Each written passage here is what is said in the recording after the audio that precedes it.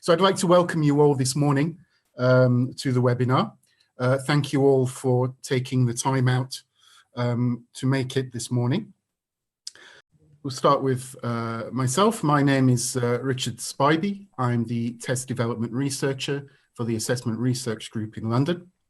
And I'll just give a quick introduction to the Assessment Research Group, and then I will introduce our first speaker, Dr. Victoria Clark from Hong Kong. And she's going to give the talk that you can see in front of you. After each of the sessions, we will have a short panel discussion. We have 4 panelists today, 2 from Uzbekistan and 2 from the Ukraine. I'll be introducing those people later. So they will be discussing for about 10 minutes some of the important points that they've heard in each speech, and also maybe just talking about how these things relate to their own contexts, and looking at the wider context from some of the principles given in some of the talks. After that, we'll have Dr. Jamie Donnelly, and then Professor Barry O'Sullivan should be joining us later on at 12:25 UK time. And then afterwards, we'll have further panel discussion and a question and answer session from which you will be able to send in questions that comes to mind during the session. So please use the chat function to send in your questions and answers. Dr. Victoria Clark, I'd like to hand over to you for our first session. Good morning, everyone, and thank you very much, Richard. I'm going to begin this webinar with the first presentation, and as you can see, it's about becoming an informed consumer and selecting the right test for the right purpose. So basically, I'll be looking at the criteria we use or the criteria we need to consider when we choose language tests for our students. So basically, when we assess students, we have some options. One option, of course, is to design and develop our own test. The other option is to choose a test already available on the market, so a off-the-peg type of test. Now, obviously, there are many reasons we may not design or develop our own tests, predominantly around resourcing, the costs, the time it may take, and also our own skills and expertise. So we're left with the option of choosing the test from the market which is already available. And today, the first part of the webinar is again about the criteria we should consider when we do so. So before I start, I want to have a very quick definition of assessment and tests, because ultimately I'll refer back to those definitions during my presentation. So when we look at the definition for assessment, what we'll find is that it involves the collection of information from our students. And obviously a test is one way in which we can collect information. There are other ways. We can use portfolios, we can use questions, we can use observations. But ultimately, we collect information, and based on that information, we make judgments about the student's language, knowledge, and ability to use that.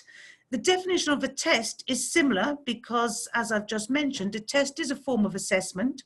So here in this definition, we're actually looking at a method in which we elicit certain behavior, or in other words, we collect information, and based on that information or the behavior we've elicited, we make inferences about that, the characteristics of the individual, or in this case, their language, knowledge, and ability to use it. It goes without saying that if the way in which we collect information or elicit behavior is not the most appropriate or correct form for our purpose and our population, the test takers, in other words, then it won't lead to very informed judgments or inferences. And this ultimately will have issues in terms of what we want to do with the actual results. We don't assess for fun, usually. We assess because we need to make decisions. So we collect the information, in other words, we elicit behavior. We make an evaluation, so a judgment or inferences based on the information we've collected. And using that, we make decisions. The decisions could be whether the student goes to the next class, or whether the student is admitted into university, or whether the student or the, let's say, potential employee is admitted into the company. So once again, the definition of assessment is important because it talks about the collecting of information and the use of that information to inform our decisions. A test is a tool. I'll use this analogy throughout. A test is a tool, and like tools, they can have many functions and uses. And like tools, some are designed for specific purposes, so precision tools, or they could be designed for general functions. And like tools, they can be well designed or not so well designed. So we have a toolbox at our disposal, which is the tests that are available on the market. They may be internationally recognized tests, such as IELTS or TOEFL. They may be local tests that have been designed for by the country, by ministries or educational testing authorities within the country for local context. But as every bad workman knows, bad workmen basically blame their tools. So in order for us to make an informed decision as to which tool we use, there are certain criteria we need to consider, and that's the next part of the presentation. Which criteria do we need to consider when selecting? I have 9 here. I'm going to try and divide them into 3 parts. Test purpose, characteristics, and target language use domain to start. The construct or skills and competencies, reliability, validity, the next part, and finally score reporting, test administration, and impact for the final part. So let's take the first 3 criterion and take each one in turn now. So when choosing or selecting a test, the first thing we need to do is actually decide what we want to use that test for. What decisions do we need to make based on that test? There are many uses of test, many purposes that tests can serve. Placement, for example, we can use the test to place students into the correct, appropriate level or course. It could be used for admission purposes. In other words, whether we need a test to ascertain the likeliness of success of a student within a particular institution or within a particular program. We can use a test for achievement purposes, where we wish to measure specific content or areas of curriculum that have been taught usually within a specific time frame. So in other words, for achievement, we're looking at how successful the students have been in obtaining or achieving the objectives of a specific course or content of a course. We can use tests for diagnostic purposes, where we wish to use the information from the test to look at the strengths and weaknesses of our students. We can use tests for filtering purposes.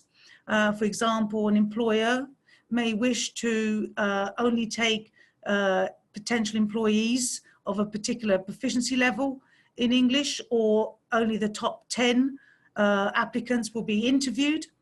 And of course, we can use tests for proficiency purposes. Proficiency tests are not linked to a particular content or curriculum, but they usually measure general language ability. Now, as this particularly poor diagram shows, there is somehow interconnected. They're not actually as distinct. I'll give you an example of what I mean. As we know, IELTS is a proficiency test. It measures language proficiency in the 4 skills of reading, writing, speaking, and listening. And IELTS Academic is used for admissions purposes into universities or English medium where English is the medium of instructions. And of course, the score or your band score that you receive in IELTS can also be used for placement purposes, to place you on an ESL or academic English or rhetoric and composition course. It can also be used diagnostically, where we can look at the sub-skills, in other words, which skills such as is reading better amongst our students, or have they performed better in speaking and listening than in reading and writing. That can help us with decisions around perhaps course content, etc. And of course, there's always a filtering aspect if there are a finite number of places available for foreign students, etc. So even though IELTS is a proficiency test, it has been used or is used for multiple purposes. Later on, I think Barry will be talking about validity, but what it is important for us as consumers to understand is that when we choose a test, we have to see what the intended purpose of that test, what was the test originally designed for, and what evidence do the test developers have or can we find to support that use or that purpose. If the test has been used for other purposes, is there also evidence from the test developer, test users, or academics as to the appropriacy of the use for that test, So once we've looked at the reason we test and the decisions we want to make, we should really take into consideration our test takers or our students. I'm going to talk very generally about this. I'm going to talk about who our students are and how that might affect the choice of our tests. So let's look at age, their gender, their level of English proficiency, the background they have with previous language tests, their educational level, their cultural background that they have. And give another example using IELTS, if I may. IELTS academic test is not appropriate for a 12-year-old who has low English proficiency. IELTS academic is intended, the use is to measure proficiency level of students who are aiming to enter academic programs, and these students are 16 plus, or the age of 16 plus adults, shall we say. Now, a 12-year-old would find both the topics as well as possibly the cognitive load of the tasks that are demanded from them too difficult. Another issue would be obviously the anxiety level of a student, as IELTS measures theoretically from low level to C2 or advanced level in English. They may feel very, very stressed or anxious about tasks, performing tasks that are well above their proficiency level. Another example would be a test such as a work language or work vocabulary, workplace test, being used to assess students going into an academic context. So there are many reasons why you want to look at the characteristics of our test takers and take that into consideration when we look at the tests that we're going to be using or decide to use. Very quickly, perhaps if the students have very little background in using computers, perhaps in rural areas in certain regions around the world, perhaps a computer-based test may not be the most appropriate. So we've looked at the reasons why we test and the test takers themselves. Now let's look at the target language use. Target language use basically is the situational context that the test taker will use the English outside of the classroom. Now, in other words, where are they going to be using the language that we're trying to assess or measure within the test? Again, looking at IELTS, the target language use domain is an academic setting in possibly a tertiary institution such as a university. What's important here is if we remember the definition, we have collecting information, making inferences, and then making decisions. If we have tasks in the test or language use activities in the test which are similar or mirror as far as possible the language use activities or the tasks that our test takers will need to perform outside of the test itself, then we will make more informed inferences based on that information and then hence better decisions. So when we choose test, it's important that we understand the reason we're testing, who the test takers are, and the situational context they'll be using the language outside of the test itself in our consideration for which test we select. So moving on to the next three criterion that we need to consider when choosing tests. The first one is construct or skills and competencies that the test is targeting or trying to assess. And the other two are the traditional indicators of quality of tests, reliability and validity. So what is it we're trying to test? What is being measured by the test? What do we want to assess? That's a very important question. We need to define the construct or the skills and competencies before we select the tests that we're going to use. On a general level, are we wishing to test all 4 skills? Reading, writing, listening, speaking. On a more specific level, if we're testing writing, for example, are we just going to test the linguistic aspects of writing, such as grammatical control, punctuation, the mechanics, spelling? Or do we wish to also look at slightly sort of non-linguistic elements, the logical organization of text through cohesive or transitional devices? Are we also looking to see whether the students can actually adapt their writing text for different audiences, be it a formal writing or informal writing? If we assess speaking, again, is it just the linguistic elements, or are we also looking at trying to measure whether our students can deal with gaps in their knowledge and their competency? So do they have strategic competence? Are they able to keep going and get around their deficiencies? What is it we're trying to measure?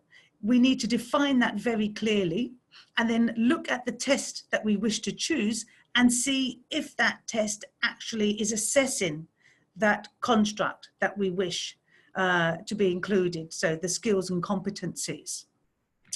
Now, once we look at the test, we need to make sure that the test is reliable. Now, reliability is consistency. If I take a test today, and if I take the same test tomorrow, perhaps a different version of the same test, I should theoretically get the same score, correct?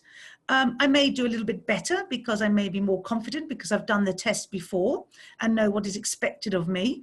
I may be actually slightly worse because I may be tired or have some problems at work, a bit stressed. But overall, my proficiency should not really differ from one administration to another. The score should be consistent, and the same as if my colleague, if he is of a similar proficiency to myself, if we both do our best performance, he should also get a similar score to the one I have received. Now, threats to reliability are usually around test tasks, the administration and the scoring process. So when we look at test tasks and reliability and the threats, we have to look at whether the difficulty level of the tasks themselves are consistent from one version to another, whether the test is of a similar length, the number of questions are similar. In the administration, whether the instructions that are given are consistent, whether the test is performed under similar conditions, in a similar environment. And in the scoring process, which is possibly more important to us as consumers, the evidence to ensure that the human graders or the graders have been recruited, the skills in which they have, their training, how they're monitored, that they are standardized, that one grader will give similar results to my test performance than another. All of these are very important, as reliability is an indicator of test quality. So as a consumer, we need to look at the skills and competencies that we wish to have to be assessed, to be measured, and to ensure that the test is a reliable test. Again, it's about looking at the information from the test developers or from research or from any publications from the test developer around the area of reliability. Very quickly, I'll talk about validity, but this is something that Professor O'Sullivan will focus on later in this webinar. But basically, what we need to know about validity is it's about the justification and clarification of the intended interpretations and uses of the test score or the observed score. Now, what does that mean? Basically, it's about providing evidence to the sound basis for the interpretation of test scores. For us as consumers, I think Barry will focus on test designers, but for us as consumers, that basically means what evidence is there available about the test's validity. Now, studies on validity involve the test content, the scoring processes, the impact washback of the test, and also the comparison to other measures of proficiency. So if we look at the website, or if we look at the publications by the test developer, what evidence by the test developer themselves, independent researchers, test users is there to give us some confidence in the basis for which the interpretations of the test scores. So it's about the evidence that's been presented. So we now come to the more practical area of what needs to be considered when we choose tests. If you remember, I started talking about the reason we test, the test takers themselves, their target language use domain, in other words, the setting in which the students will perform that language outside the classroom, or test room, sorry. And then we looked at the construct or the skills that we wish to measure, target, and the reliability and validity of the test. Now we'll look at how the scores are reported, how the importance of test administration and the practicality issues, as well as impact, which obviously as teachers, this is of vital importance to us. So, score reporting. How are the scores reported to the test taker and then obviously to the test user? I've put the word when right at the top because often it's a first question I get when people and when I discuss assessment tools with institutions is, when will I get the results? Well, again, let's go back to the construct. Let's go back to the skills and competencies you wish to test. If you just wish to test grammar and vocabulary, well, perhaps a computer-based test with immediate scoring is acceptable. But if we are looking at perhaps productive skills, testing speaking and writing, and also in the speaking and writing, more than just the basic linguistic elements of speaking and writing, but perhaps looking at, as if you remember, we talked about the cohesive devices, the logical organization, or for speaking, their strategic competence, or the ability to adapt language to the context, so the social linguistic competence, if you wish. Then, of course, the scores may need, the test may need to be scored by a human grader, not by a computer, and therefore that will obviously inform when the scores can be reported. It may not be immediate. However, if we look at the screen, I've got an example of Aptis on the screen, a candidate report, because I feel that has a good range of how scores are reported. Aptis is, of course, the British Council designed and developed test. So how are we going to report scores? Well, we could report them through just numerically, the number, 50 out of 100, 30 out of 120.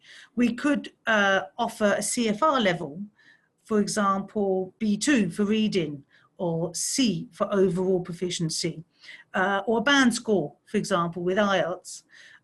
Do we need a score for each individual subtest if they are tested, if that's the construct, if that's the skills or competencies we wish to test? And is there an overall score?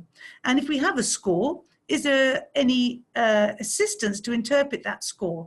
So if you just very quickly look at this score report here, we have for each skill a numerical value, so 40 out of 50, 40, I can't read this, but it's more, 48 out of 50 for reading. And then on their profile, we also have the CFR level for each of those individual skills and an overall CFR level. And on the back of the report, we have some indication of what a student or test taker can do at that level. If here we have speaking is B2, in speaking B2, what the student can do to obviously aid test users and also test takers themselves. What you need reported, again, depends on what you need the test for, the purpose, what decisions you need to make. Perhaps as if I'm an employer and just filtering, and I just want the top 15 candidates to come for an interview, then I may just need numerical scores. An education institution may need some sort of proficiency framework, so the CFR, so that they can make more informed decisions around the curriculum or the course. And obviously for diagnostic purposes, it would be good to have subtest. So the score reporting depends again on the purpose. Test administration. Here, I've put this towards the end. This is number 8 of my criteria that I've put here. Why? Because though many decisions for which test we choose are based on this, I feel this should come at the end of the consideration. We should consider all the previous areas before we come here. Cost obviously is going to be a huge reason for our choices, as well as how long the test is going to last, whether it's easy to administer. Here we have pictures of pen and paper, computer-based. If it's computer-based, how long is the test going to last is an important question, because we'll need to have obviously fewer students in a room, and therefore we'd need to have several possibly administrations if there's a large number.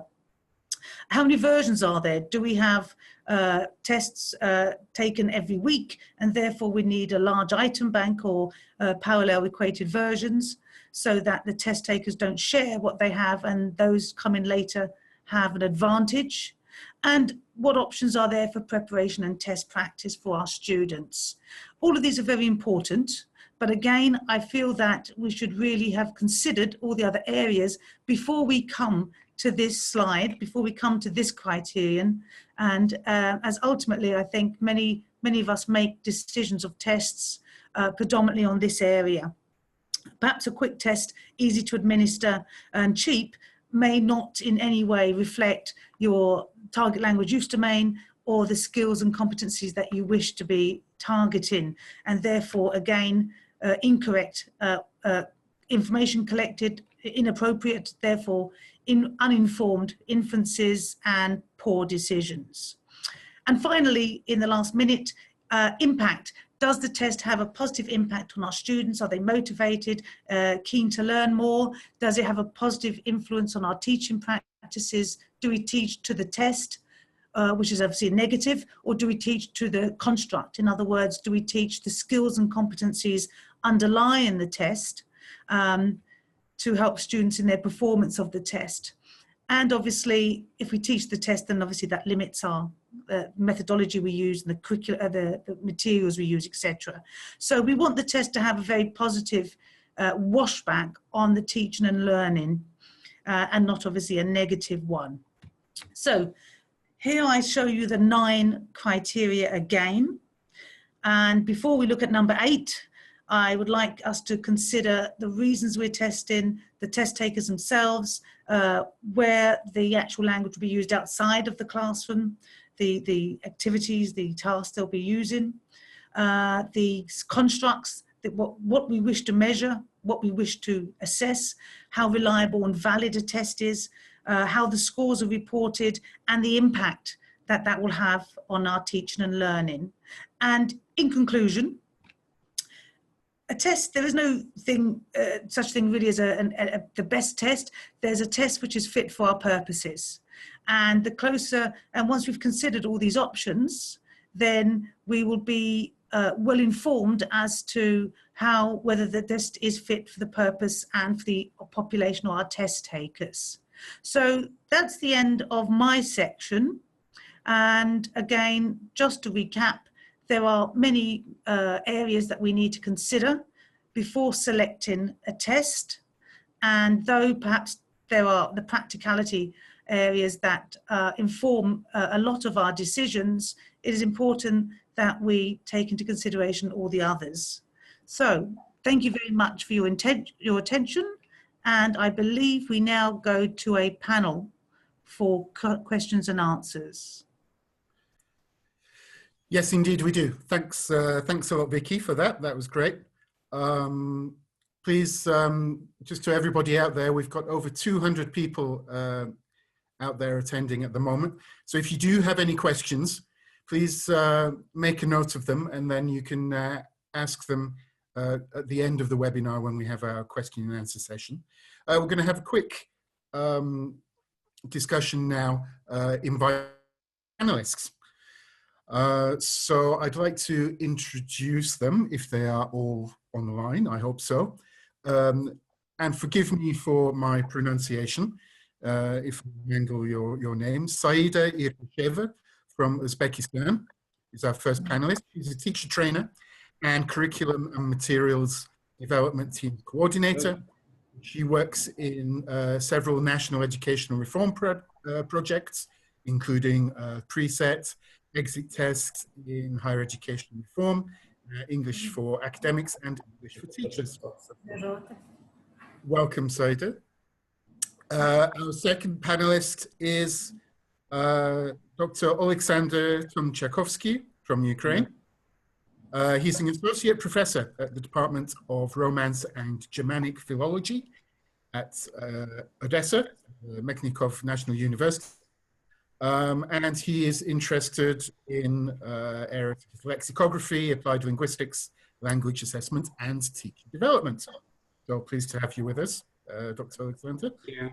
And our third panelist, who's here at the moment, I hope, is Dr. Olga Kvasova from Ukraine.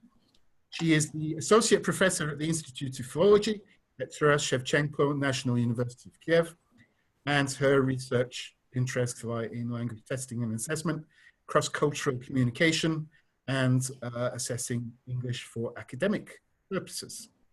She's a member of many international organizations and is currently the president of the Ukrainian Association for Language Testing and Assessment.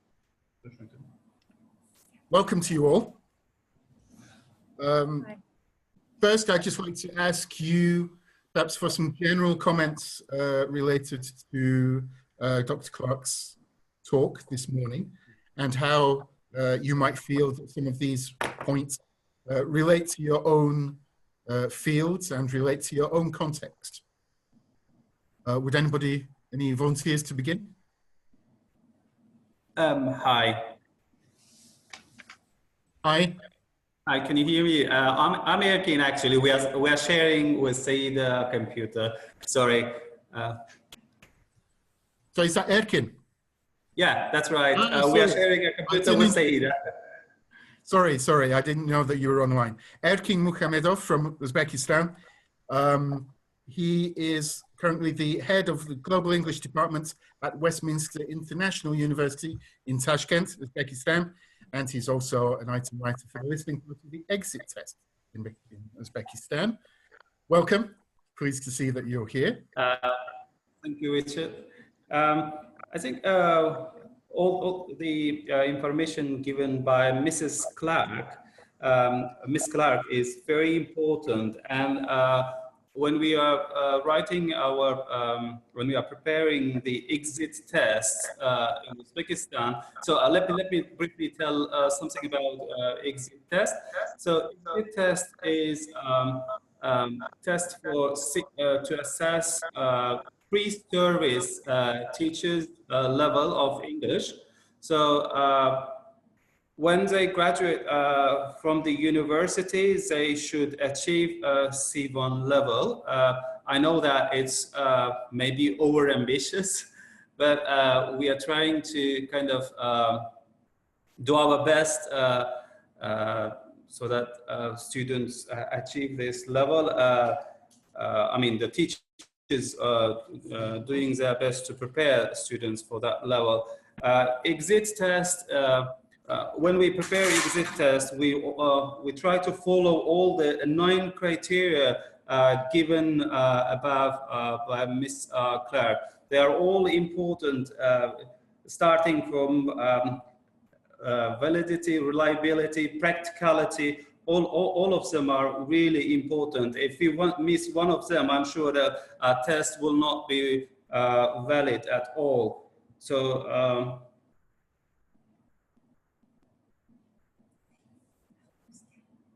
okay, if any questions about the test or anything, I'm really happy to answer. Yeah. Just to add, in 2 projects that we launched which are related with exit tests. One is for preset universities and second for ESP universities. In both cases, we have to deal with almost 100,000 students, and that is very big number. And I liked, of course, the presentation part, which was about first identifying learners, who are they, and so on. And here I think whenever we start curriculum reform project, the baseline study, which we do conduct at the very beginning, is very crucial. So that helps us to think very carefully what kind of test we want to see as a final product. But also it's good to share another experience than, for example, this year when we had to launch two blended courses, one for English for academics and second English for English teachers. In both cases, we made preferences for not designing our own test, but better to select one which is developed by better specialists, maybe experts in the world. And in both cases, as our participants were teachers, subject teachers, and in the second case, English teachers, we decided to choose APTIS test, APTIS for Teachers test. So that's why here it's like when it's better to develop your own test and when it is better to select or choose the one which is already had some maybe experience or something like this. Yeah, as it was stated at the end of the presentation, Ms. Clark said fitness for purpose. So depending on the purpose, so it's better either to choose the one that's existing if it already fits the purpose. If it doesn't, then it's better to choose. In the case of our exit preset, it's better, we thought we would rather develop our own national tests that help us to see whether students achieve C1 level or not. Thank you. Very good point about whether to, making the decision to develop your own test or choose one off the shelf, as it were. Let me bring in now our other two panelists from Ukraine. Dr. Alexander, would you like to speak for? Okay. Hi, everybody. I believe that we can say that we received a ready-made plan how to make up a test. We have criteria which we can use to create it. But the only thing I would like to mention is that while taking the test or while choosing the test, we have to take into account not only knowledge and abilities, but we have to speak about the behavior. The behavior of our students have to take while taking the test. Because, for example, some years ago, I took a test and it was APTIS, and it was just a bit shock for me because I was not prepared for some tasks. And maybe we can speak about the behavior which we have to develop and which our students have to develop, and they have to be ready for the procedure. They have to be ready for taking the test, and we have to speak only about their knowledge and abilities and skills, but also about their being prepared for the test itself. That's what I would like to add. Okay, thank you. Olga, would you like to? Yes, thank you. Sorry. Well, can you hear me now? Yes, that's much better. Thank you. Well, first of all, I would like to thank Dr. Victoria Clark for a very comprehensive, business plan on how to design language assessments for university usage. Well, actually, it covered all the questions what every teacher should know about language testing and assessment. Well, from the point of view of practitioner, I would like to add that using ready-made tests is very well spread in our Ukrainian university teaching practice. Well, saying about myself, I sometimes, search good examination practice books and trying to find appropriate test tasks. And what do we find here? Yes, it is very important. And I know for sure that many of my colleagues do the same thing.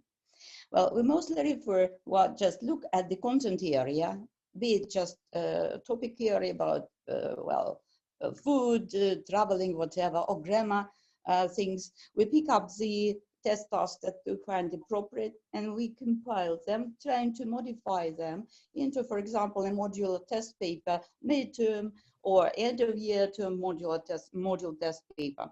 And the question that I would like to ask our presenter is, how well can we teachers cope with tailoring all these things into a module test paper or midterm, or be it end of year test paper, so they're not to violate anything that could make the test non-valid, non-reliable, and not fair. Well, the question is, have you, Dr. Clark, or the research group, developed some kind of tool to make sure that the teachers use the selected test task properly? Thank you. Okay, thank you. That's an excellent question, and one I hope please remember that question and bring that up towards the end of our session this morning, and we'll try to answer that. I'd like to take you over now to Professor Barry O'Sullivan. A slight change in our program.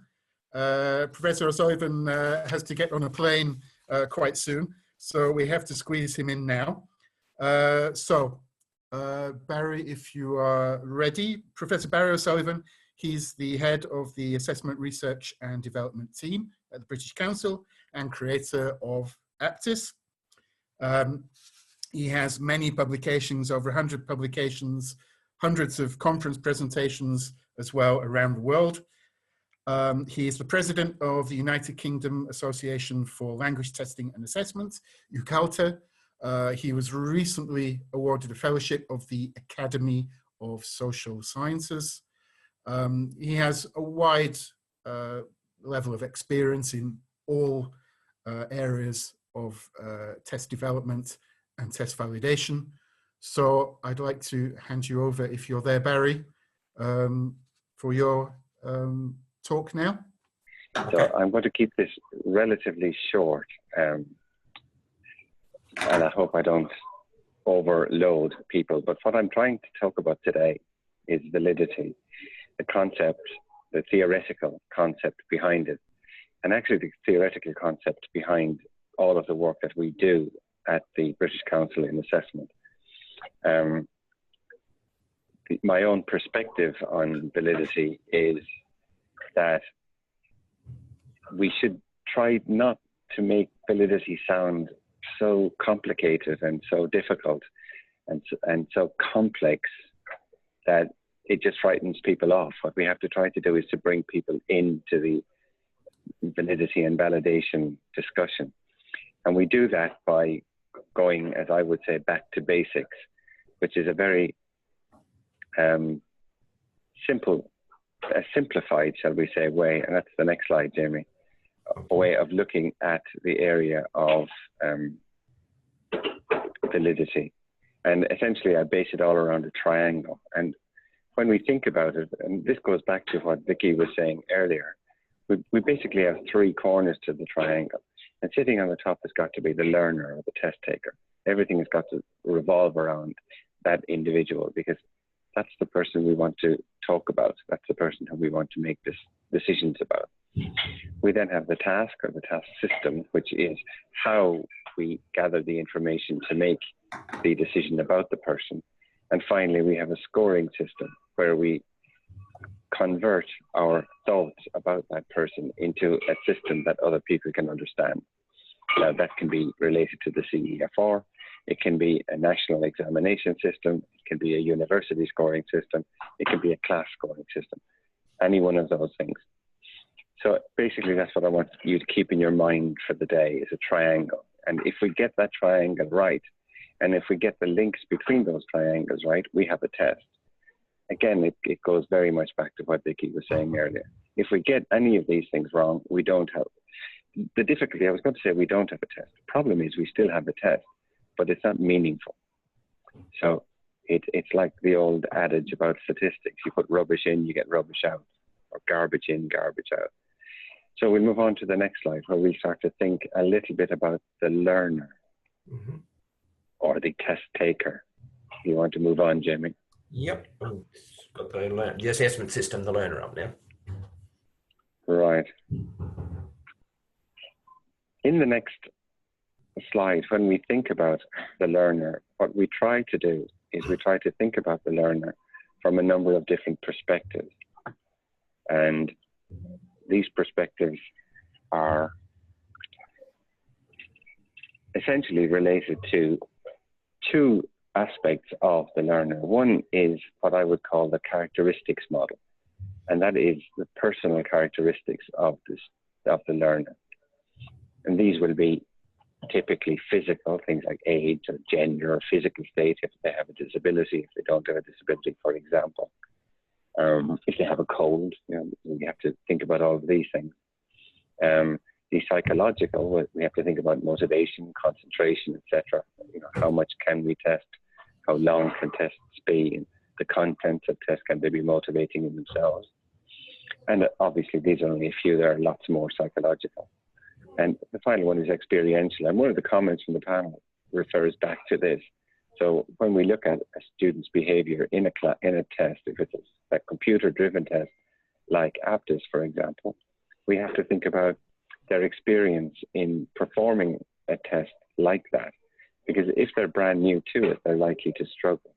So their experience in education, in writing in general, for example, I just put that in as an example, writing inside and outside the classroom, all of these things can have an impact on the person's ability to perform in the test. And when we're creating a test, we try to take as much of this into account as is feasible. On the other side of the learner, inside that learner's head, we have the language model. And I like to see the language model defined in two different ways. One is the cognitive way.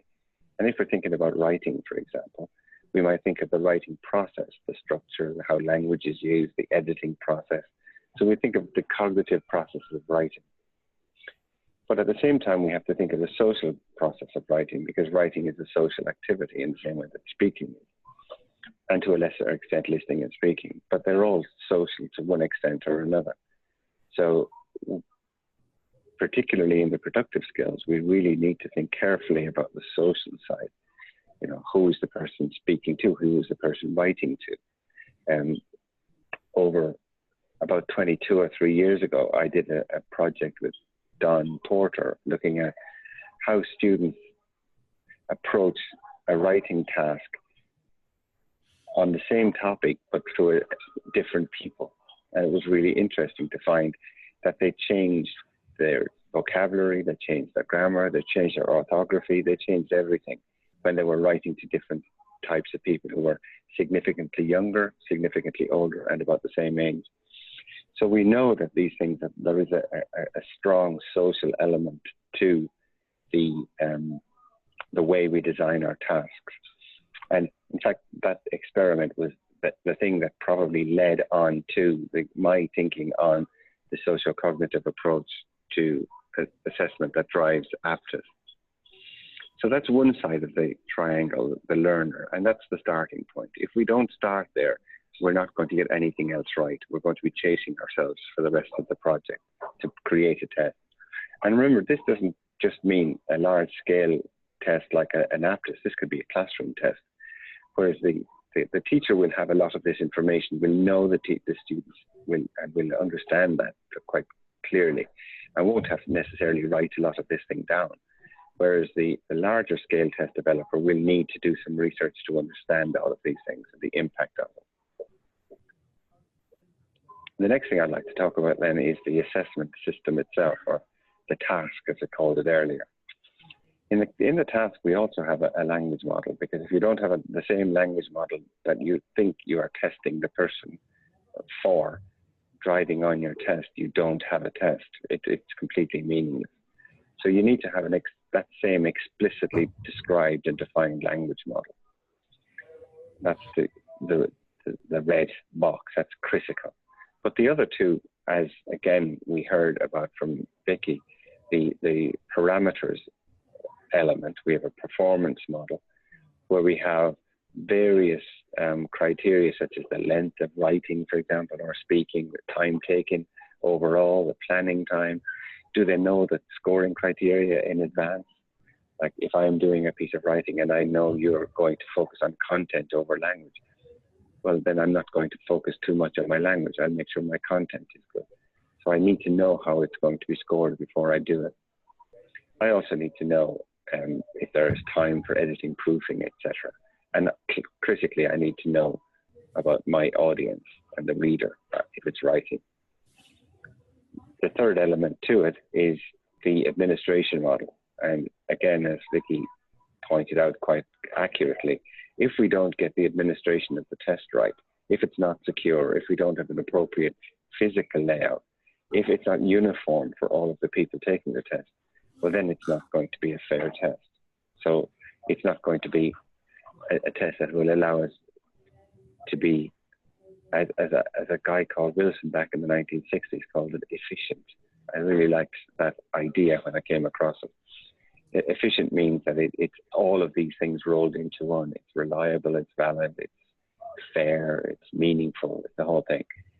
So you could spend all of your life designing a system, but if the system isn't delivered in a uniform, secure way, an appropriate way, it's useless.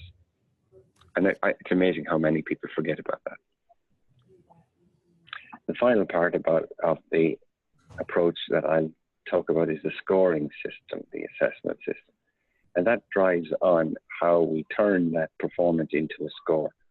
And again, we have a language model driving on everything. So if I have a writing or a speaking test, the criteria that I use to score the performance must relate directly to the way the task is designed and must relate directly to the language model that's in my test taker's head.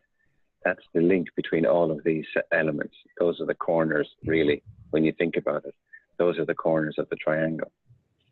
The other elements we have then are the value model.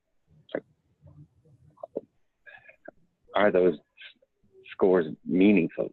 You know, if I gave them a different test, would they score similarly? If I ask teachers, well, are the test scores likely to reflect the ability levels of the students? We need to know what values they are. And the final one, of course, is the measurement model. What kind of, how it's scored, how it's moderated, standardized, etc. You can see what I mean in there. And we're looking at, in productive skills, we're looking at accuracy and consistency. You know, I caused some people a little bit of grief at a conference this last weekend by complaining of when people, every time somebody mentioned correlation. And I suppose that I was a bit too harsh, but correlation is used too easily. We say our interrate correlation is very high, it's a good test. But they could be very high, but they could be both wrong. And unless there's a meaningful theoretical argument put in place to defend why you use correlations is never going to be enough on its own. So we need other ways of ensuring that our tests are both accurate and consistent. So essentially, when we put all those together in the next slide, we look at it in terms of the context of the test, but then we put the three elements together, the learner, the task, and the scoring system. And essentially, that is your test. That's the theory behind it.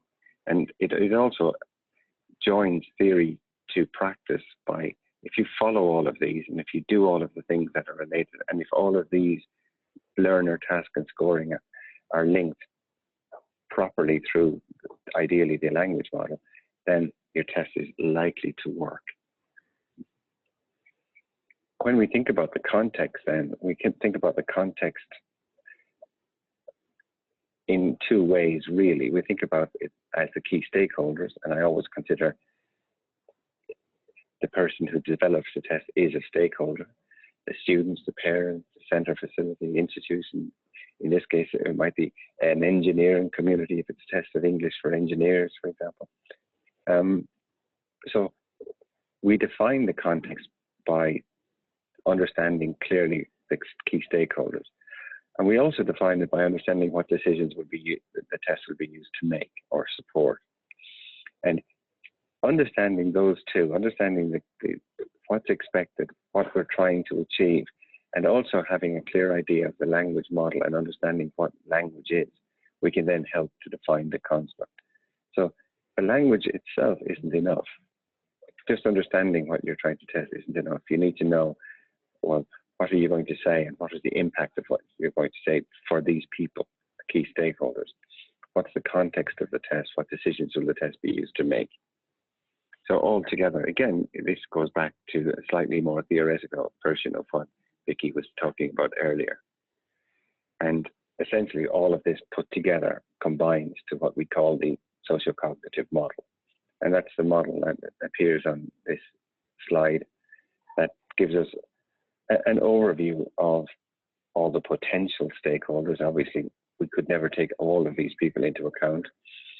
But in many cases, especially at national level tests, we might have to take all of these people into account in one way or another to help us to define what the test is going to look like, to help us to understand what the construct is going to be, how it's going to be defined and described in the test, and also to help us with our arguments, our validation arguments, which we haven't talked about yet. Up to now, validation has been essentially aimed at the last few people on that list, test developers, academics, and lawyers. Whereas I've been arguing now for some years that we really need to take all of these people into account when we're thinking about validation. But obviously we can't write long 150-page validation reports and convince everybody because they won't read them. So we have to think about other new alternative ways of delivering that information to people. So just to summarize then quickly what I've said, validity, I believe it's complex. I accept that we have to think about all of these balls as like juggling, but it's not rocket science. My general feeling is that if a test feels wrong, it probably is. If it feels right, it might be. And there's a difference between the two. But if it feels wrong particularly, it probably is. There is something wrong with it, even if you don't have the experience or the language to describe what it is. The other thing I would remind everybody is to remember the triangle: test taker, task, and scoring. If you get all of those linked together clearly when you're developing your test, then your test system has a chance of working in a meaningful way and a fair way. If you don't get those linked clearly, it's not going to work. I've seen so many times where people spend time understanding the test taker, creating tasks that are appropriate, and then downloading a rating scale from the web and using it, even though it has nothing to do with the language model that has driven the other two. So I would definitely strongly suggest that all of these things need to be considered at the same time. And I think you always need to ask the question, why am I testing? I think there's a real problem in many education systems with over-testing. I think we have to see to address that problem, and we have to make sure that we don't over-test. We're far better off testing less and testing well. And that's it. Thank you very much. Okay then. So that was Professor Barry O'Sullivan on validity. I'd like to invite our panelists again for their comments, questions, and discussion points. So shall we start in from Uzbekistan to Saida and Erkin? Are you there?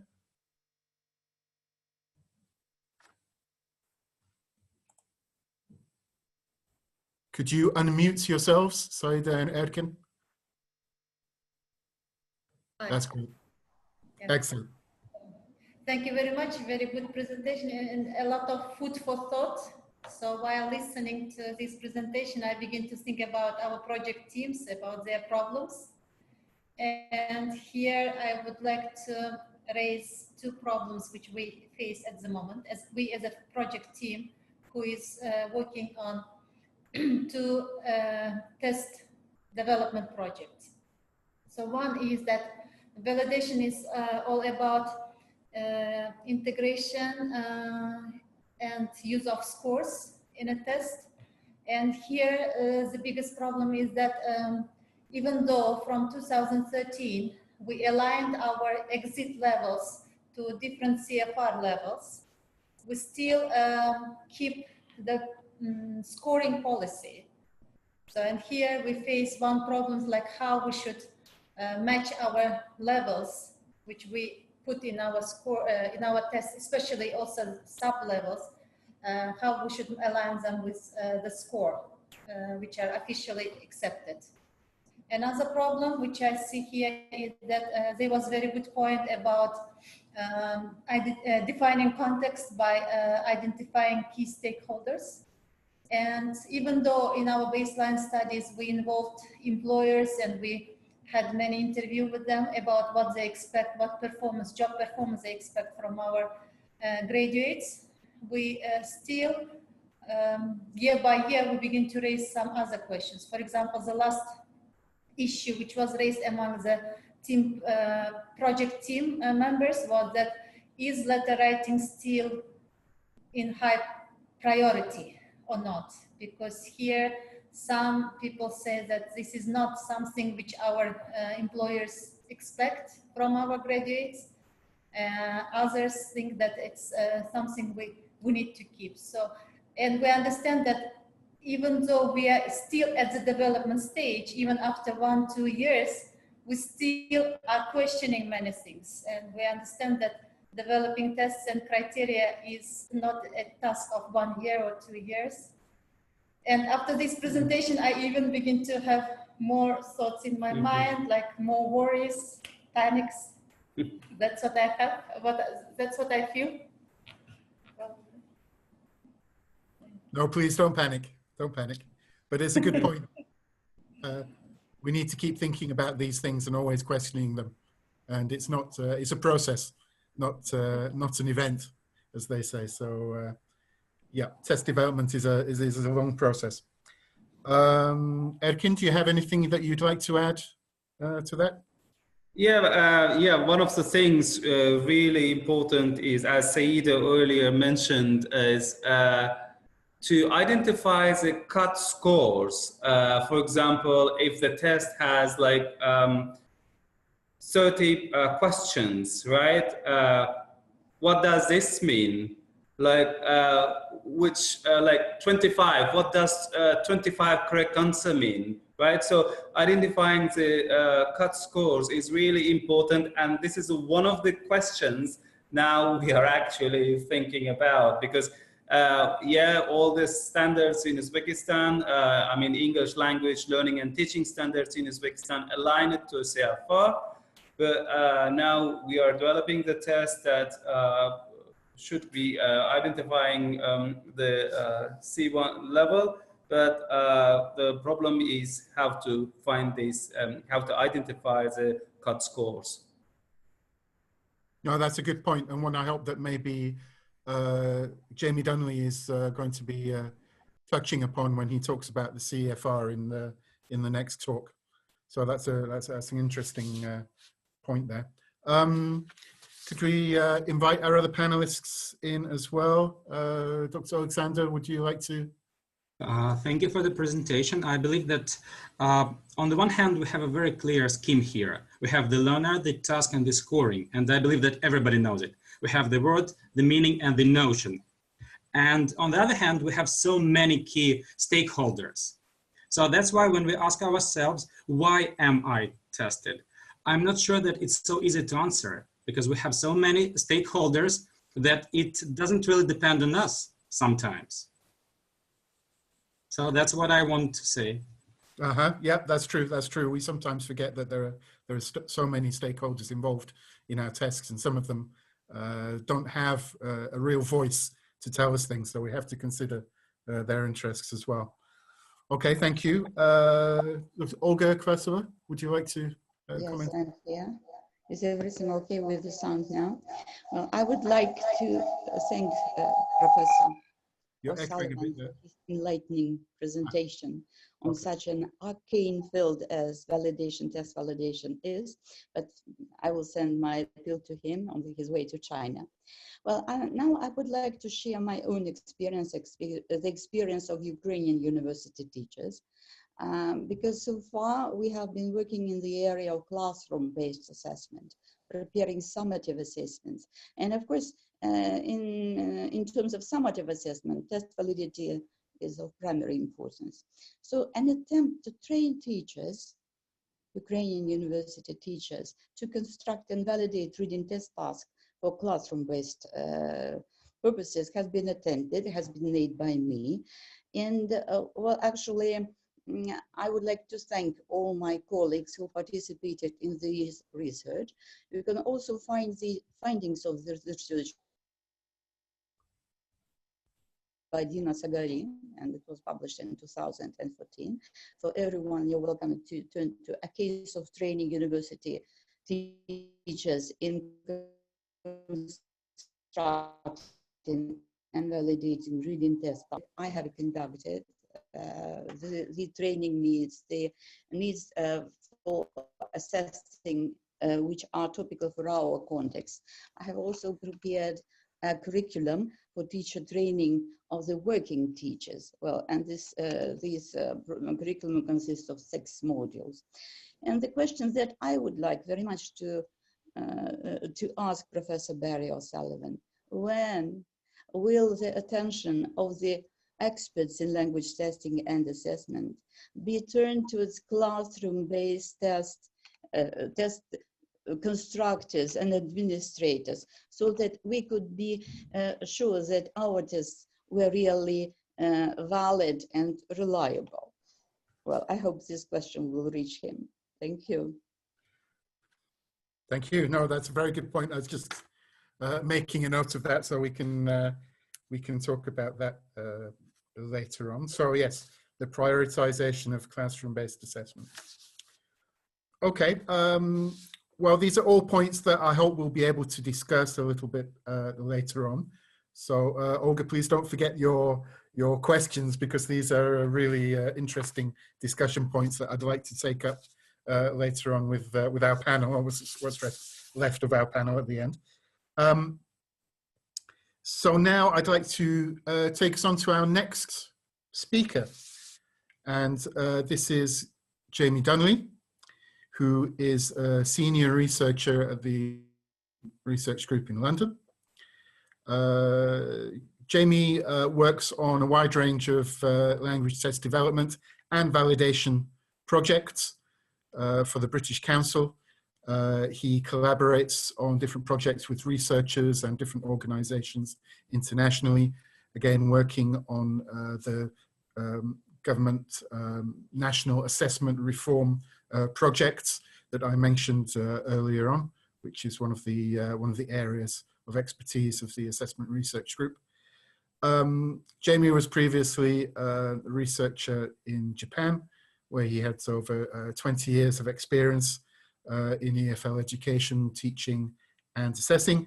His main areas of interest are test design and validation, of course, the development of test specifications, statistical analysis, standard setting. So I hope he'll be able to tell us a little bit more about that, especially in relation to the CEFR, and also the use of automated text analysis tools, among many, many other areas. So today, Jamie is going to talk to us a little bit about the CEFR and how we can use that and apply that to our language tests.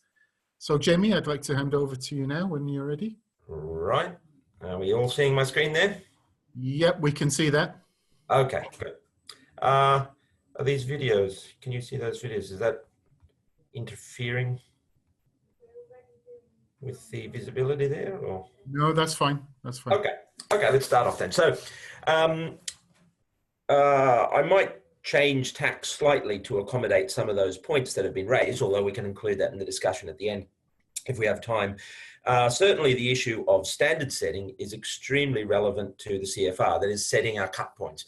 And it's relevant to any test. And I think the point to understand there is that in order to set the cutoffs, we need to know more about the test than the numbers that come out of it. And this goes right back to everything in Barry's presentation and those parts of the model that we need to, the test needs to be driven by those descriptions in order for the cut points to mean anything more than, essentially pulling numbers out of a hat.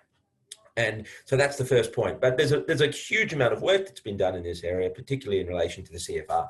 So I think there's a lot that we can actually learn from, a lot of experiences, and it's certainly equally relevant to classroom tests as it is to high stakes tests.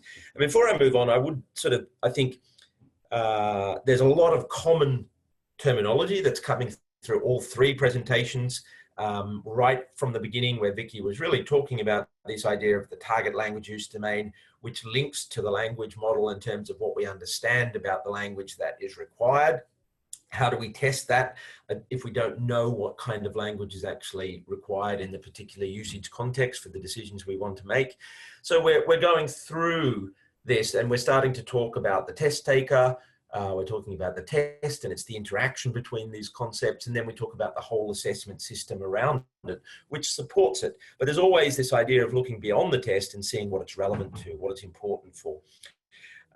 We had the comment that it was slightly nerve-wracking, or perhaps, to see all these parts of the model coming out. I'd like to turn that around, though, actually. I think one of the most important things that having a model like the socio-cognitive model for validation does is it gives us a finite set of things to consider. So it actually tells us when to stop. It tells us when we've got enough, because it's not like we have to collect more and more evidence all the time.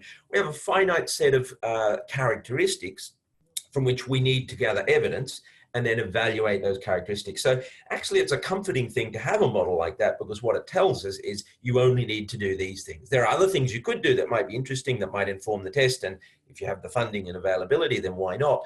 But in order to make a considered evidence-based decision and evaluate the usefulness of your test, if you consider these things, then you'll be pretty confident that you've got enough evidence to make the right decisions. The other thing about having different parts of the model is that essentially it comes down to a balance of characteristics. We're never going to have a perfect balance. We need to have a balance that's right for our particular situation. And so we've got all of those different aspects from scoring. Vicky mentioned some of them in there too when we were talking about reliability, and this came up again and again in Barry's presentation too, and the idea that test takers may have particular contexts or particular needs. There might be these may change, the psychological state of the test taker may change over time. Then we've got the actual testing environment. What can we do? As Vicky was pointing out in terms of reliability, if you want an accurate measure of productive skills, this is probably going to take you longer to turn those results around. So you may need to make some compromises in terms of when you can get the results out. So it's all about the balance of features. And there's something that I think when we make that balance, we will always make compromises. And it's what I like to call principled compromises. It's the idea that we're always going to have to make compromises, but we make those compromises based on, in a principled way, based on evidence and based on a knowledge of our context and a knowledge of what we need to evaluate. And that's where the validation model that Barry was presenting comes in. We then decide what balance is optimal, what can we cut, what can we afford to do perhaps less well than we'd like to, but it's good enough for this particular situation. And that's how we make those principled compromises to come to the final set of characteristics that we might like. And we're going to see how that plays out in a particular practice in relation to the CFR as well. So we are going to be talking about the CFR, but we'll look very much back to that validity model, particularly the cognitive processing aspect. And it's the strength of the validity model that it actually allows us to consider those elements. So moving on then. Adapting frameworks to local contexts. This is what is happening with the CFR. The CFR is a common framework. Of course, there is only so much commonality one can take before the commonality starts to overwhelm the important aspects of the individual context. And that's why the CFR is not meant to be a set, fixed, concrete document that contains everything you need. It's a starting point. The most important concept, which I'd like to hark back to, is with this CFR, we have to adapt in a principled way. There's always evidence-based, and you need to understand what goes into it in order to make adaptations that are appropriate. But we should be looking at how we adapt the framework to our own particular context and how it helps us fit our needs. And so we contribute to the development of the CFR. So the way I like to look at it is the CFR can be a springboard to task and test development, but it's certainly not the tool that you use to do that. It's a starting point. It gives you a framework, it gives you an outline, and then without a validity model to bring to the table to inform those very fine mechanical decisions about how you put the test together, well, then you still won't be having an appropriate, valid, accurate, relevant or useful measure, even if you've taken the CFR into account. So teaching to the test, and a very important part of this whole thing, because this word construct has come up several times. Teaching to the test, we know, can have negative impact when people focus on a very narrow range of skills or abilities, and particularly if those skills and abilities aren't the ones that are most relevant. If we want to develop our test takers' speaking ability for the workplace, but we're giving them grammar and vocabulary tests, and test takers have to pass those tests, they're high stakes tests, they will study grammar and vocabulary at the expense of their speaking ability. It's not as simple as that, we know, but there is a fairly strong relationship between those things.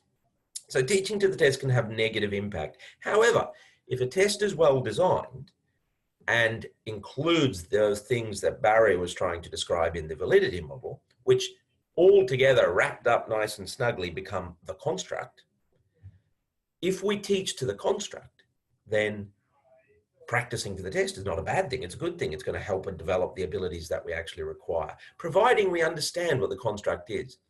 Because by understanding the construct, a teacher can move beyond the test and develop other tasks which may not look like the ones in the test, but are targeting the same abilities in that construct. So the term we like to use is teaching to the construct. It's a term that I first heard used by Professor Tony Green, who has also done a lot of work in the wider Europe region. And it was a term that he used in terms of washback and IELTS preparation that he has written extensively on. And I think teaching to the construct is an idea that we need to keep in our mind. And if we're doing that, then we're actually doing a good job. In order to teach to the construct, it's essential that we have an explicit description of what the construct is, and that's transparent and available to the teachers. And we help them understand what the construct is, so that then they can become those informed consumers of the test and actually use the test in ways that can generate useful classroom tasks and experience for their context, even if those classroom tasks don't look exactly like what's in the test. So understanding the construct is an essential aspect. So getting back to the CFR, because we want to know what the construct in the CFR is and how we can utilize that in our tests. Excuse me. So the CFR has been around for a while now. It was published by the Council of Europe in 2001, but we might say that the actual formal origins of the CFR date back 10 years prior to that. So a lot of work, explicit work, went into the project that became the CFR over those 10 years. But also it's drawn on a much longer history of modern language teaching in the context of Europe. And we know that there's a great deal, for example, from the threshold and way stage and vantage, the approaches to syllabus design and those documents that have been produced by the Council of Europe. A lot of that thinking has fed into the thinking behind the CFR as well. And I think that's important because those documents as well did not just stay in Europe. They certainly traveled and informed language teaching and learning around the world. And this is what the CFR is doing. When I said we have to adapt, that is relevant to any context. Whether you're using the CFR in Europe or outside of Europe, it's important to still be considering individual contexts. And I think that that's one reason why I believe the CFR is equally relevant outside of Europe as it is in. And I certainly have found it so in the work that I did for many years in Japan. So the main scaling studies carried out in the CFR were carried out in Switzerland. And it's an interesting concept because the CFR was developed in Switzerland. We say, well, one small country. But Switzerland's an interesting context in that each of the cantons or provinces have different languages and they have different approaches to education and the teaching of foreign languages. And the scaling studies span not just descriptors about learning English, but also German and French, and encompass very different approaches to the teaching of foreign languages, depending on that sort of language background of the canton. So right from the beginning, there was certainly, I think, a strong element of plurality of looking at across contexts and using that knowledge. And that has been built into the CFR right from the beginning, which helps stretch the CFR to new contexts. It gives us a certain amount of elasticity in that respect. Okay, the CFR is a lot more than assessment. It's about thinking, it's about how we approach the concept of language learning. It's about valuing languages, particularly languages other than English, because it's a multilingual framework. But we can't deny that at the heart of the CFR, this is quite an old quote, so you can see that it didn't have the R attached to the name at that point, are the common reference levels, the scales. The mistake people make is when they speak of the CFR to speak of the CFR as if it is just the scales. And of course, it should be always taken into account that it's much more than that. But the scales are an essential part of the system. So to understand what those scales do, we know that, okay, we stretch from A1 right down at the beginner level, and we stretch up to, move this one over here now, we stretch up to CFR level C2. So we've got these 6 broad levels. And let's look at some of the goals of the CFR. Provide a common basis for the elaboration of language syllabuses, curriculum guidelines, examinations, textbooks across Europe. So we can see that it is more than assessment. Assessment should be linked to the curriculums, to the textbooks we need to make. And the CFR is another way that we can actually build some bridges across these different aspects of the language learning context. And I hope to show you today that test specifications can be turned around and equally useful when they're defining a construct for developing classroom tasks as well. So the CFR is a way of helping us link across those contexts, I think. So define levels of proficiency which allow learners' progress to be measured. So we see the aspect of measurement evaluation being very strong there, and facilitate the mutual recognition of qualifications gained in different learning contexts. So the aspect of assessment and having, what we can see here is having valid, fair assessments that can be informed by something like the CFR, a descriptive document of proficiency, and that framework, the scales within that proficiency framework, can facilitate and inform the way we make our measurements and our decisions. And so evaluation and testing is an important part of the CFR.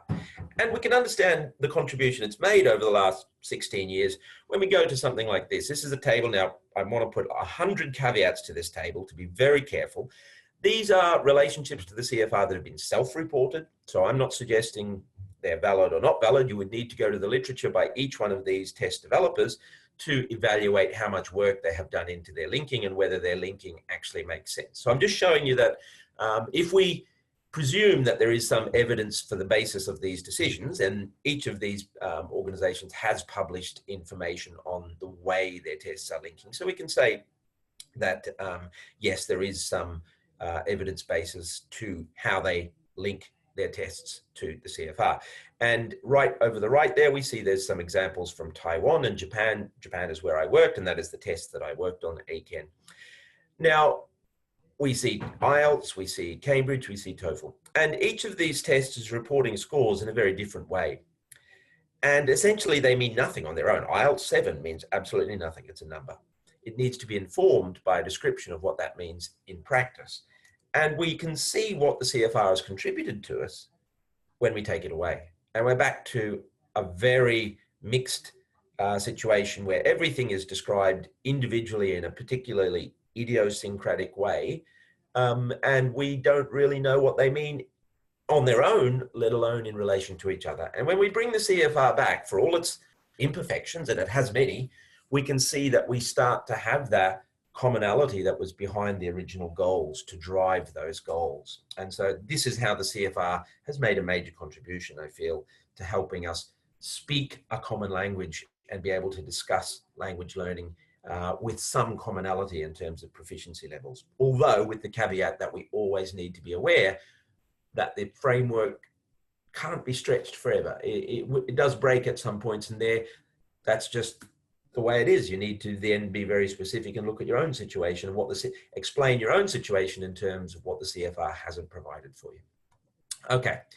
Now, the CFR is important because it provides quantitative and qualitative aspects to the definition of proficiency. It's not just a scale. It's not just a set of numbers.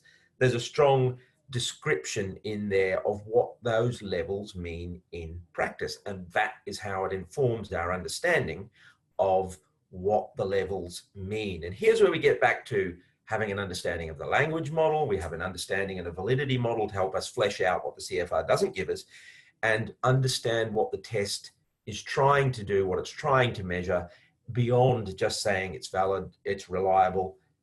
It's reliable for what reasons, for what purposes, and to what degree are the decisions appropriate. That'll depend on our description of what the construct is behind the test. And this is where we'll touch briefly on the idea of standard setting, because every test faces the issue of deciding if they want to report a CFR level, how much of my test do I have to get right? How much do I have to achieve in order to be considered B2? And that's where the process of standard setting comes in. Standard setting relies on having a very strong description of what each of the proficiency levels mean in practice, so that we can then actually evaluate whether the test is targeting those abilities. It makes no sense to do standard setting unless we have already got a substantial bank of validity evidence around the test to say, yes, and it's targeting these abilities for these reasons. And this is why the test and the balance of features that we've reached, the principled compromises that we've made, are appropriate. And we have published that evidence, and we can say, okay, now we know that. Let's dig in and find out how much of that test you have to do in order to be considered to have demonstrated a B2 level of performance. And that's where standard setting comes in. And we won't talk a lot in depth about that, but it may be relevant for us to even consider in future a follow-up event focusing specifically on standard setting, because it's a principled process. It's not a panacea for all ills.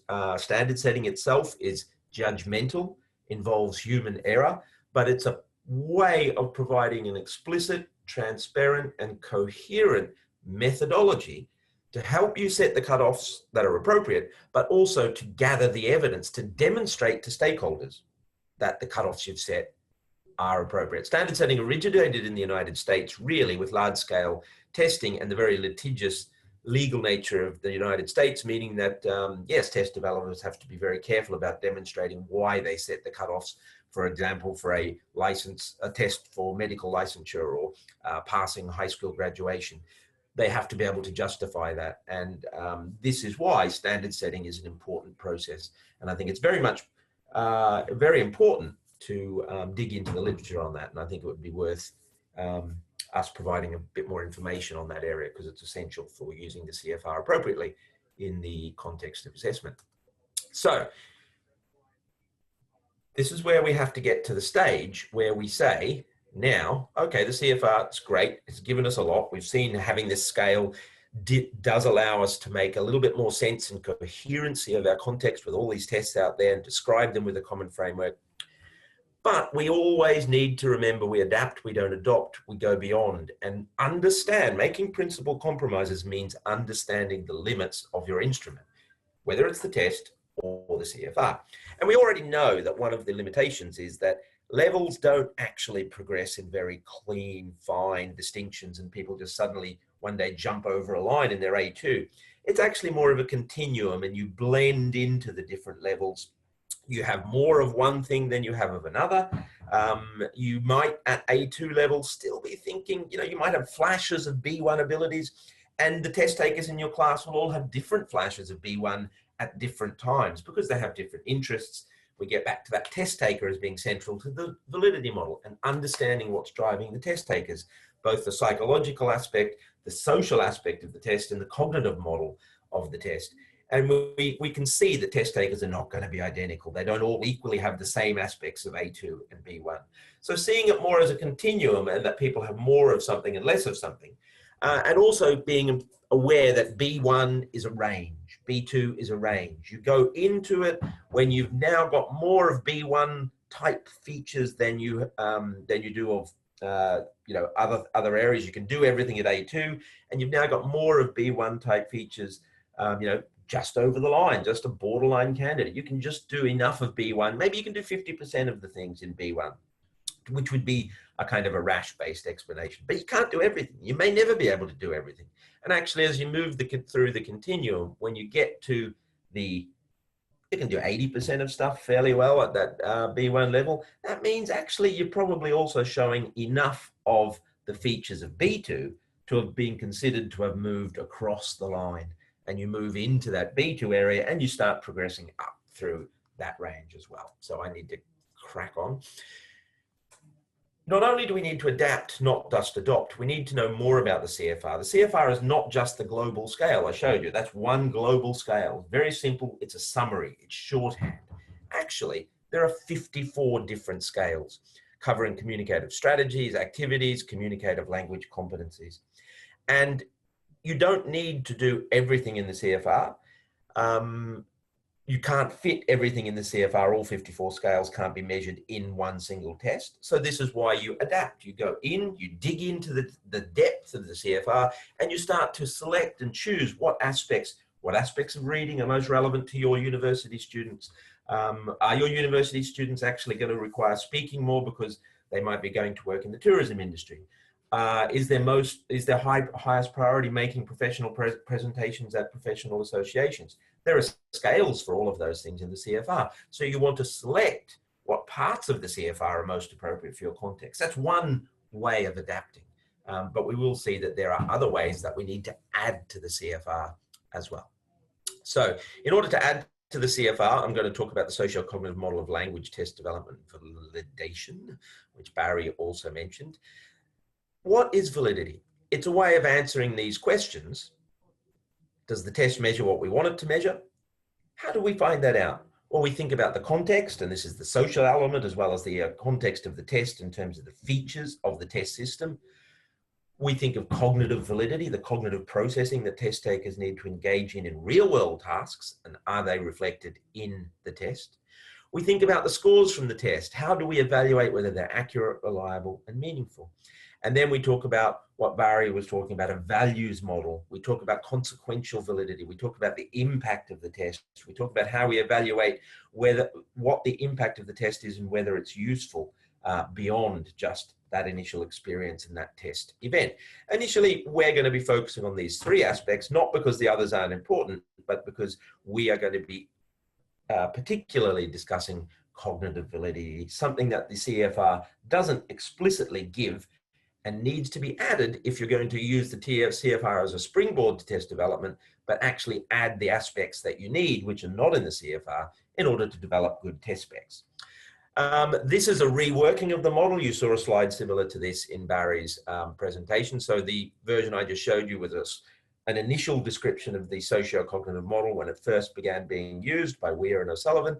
And now the model is starting to get different sort of reformulations. And this is a recent reformulation by Barry, emphasizing the test system as being an important part of that, and focusing on the task cognitive profile as being an essential aspect of validation. And I will argue that this task cognitive profile is actually also what gives us the opportunity to use good test specs with a well-defined construct as the basis for teaching and learning tasks as well, and make it equally as relevant to the learning and the classroom context. We get back to this idea of the test taker, understanding the test taker.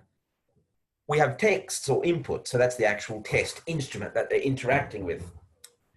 And we have the tasks, okay? What do they actually have to do with the input texts, okay?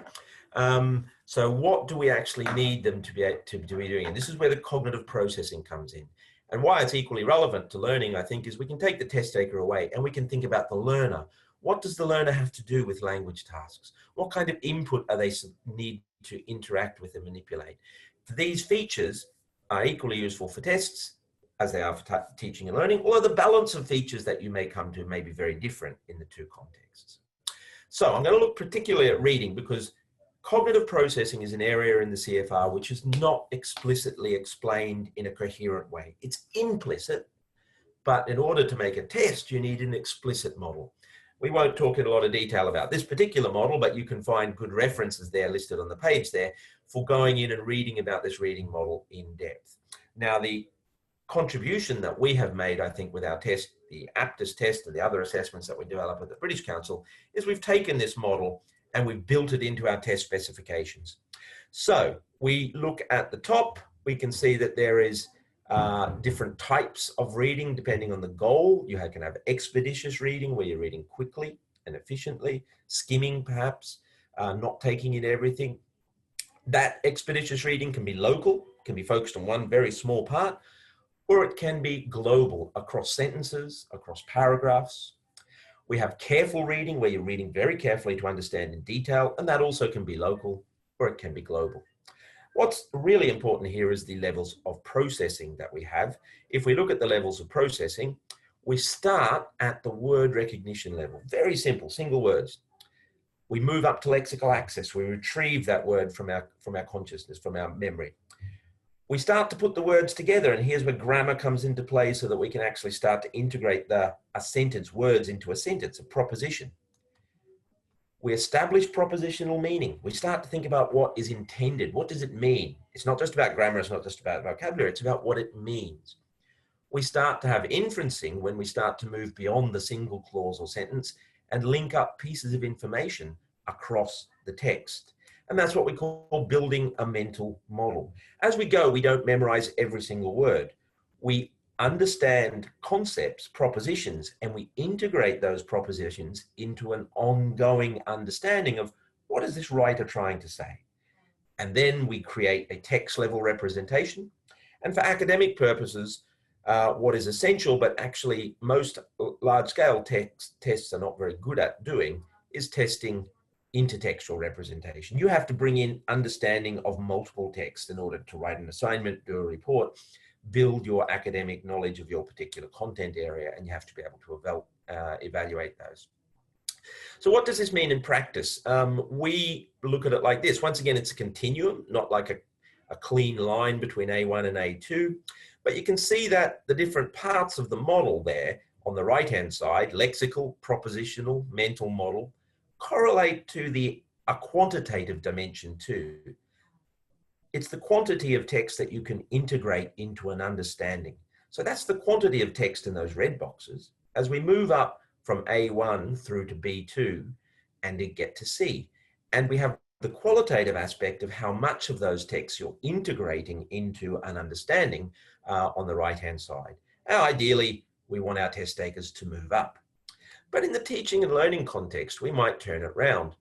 We might say, okay, reading short paragraphs, understanding, integrating enough information into paragraphs. Okay, we're saying on this model that's appropriate to a B1 level of reading. A1 is words. A2, maybe you're getting to sentences, but you're not really building up a long understanding of across a text.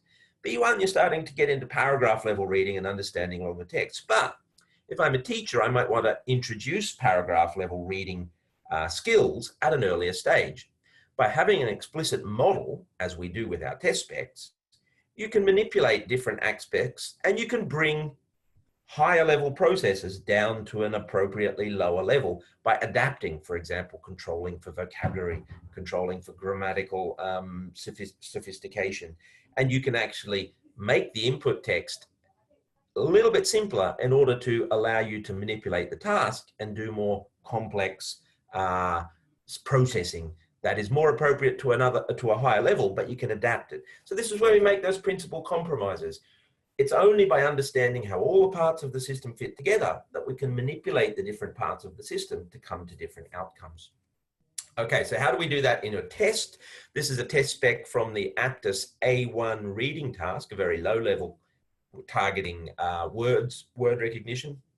And you can see that at the A1 level, what we're saying is careful reading at the sentence level, syntactic parsing, establishing propositional meaning. We are not going to try to target a higher level of processing in our test task that is designed for an A1.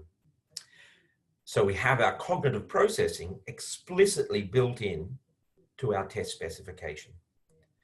We have a lot of other information as well, which controls for vocabulary, controls for a whole range of features in a principled way. And this is how we can manipulate parts of the system in order to, you look at the lexical level there, K1, K2, K3 means this is the first 1,000, 2,000, 3,000 word families. So you build your vocabulary as you go up in levels. What's really important is how we link the cognitive processing to the actual test. We get back to that triangle that I showed, which is the test taker, the input text, and the task. Well, what does the test taker have to do to answer the task, to get the item right? We're saying that they only have to do with in-sentence processing for an A1 level task. That wouldn't be appropriate for a B2 level reading test. But unless we understand what kinds of processing are possible, how we can manipulate a test item to elicit that kind of processing and describe it explicitly in front, we won't know whether what we're testing is really appropriate to A1, A2, B1, or B2.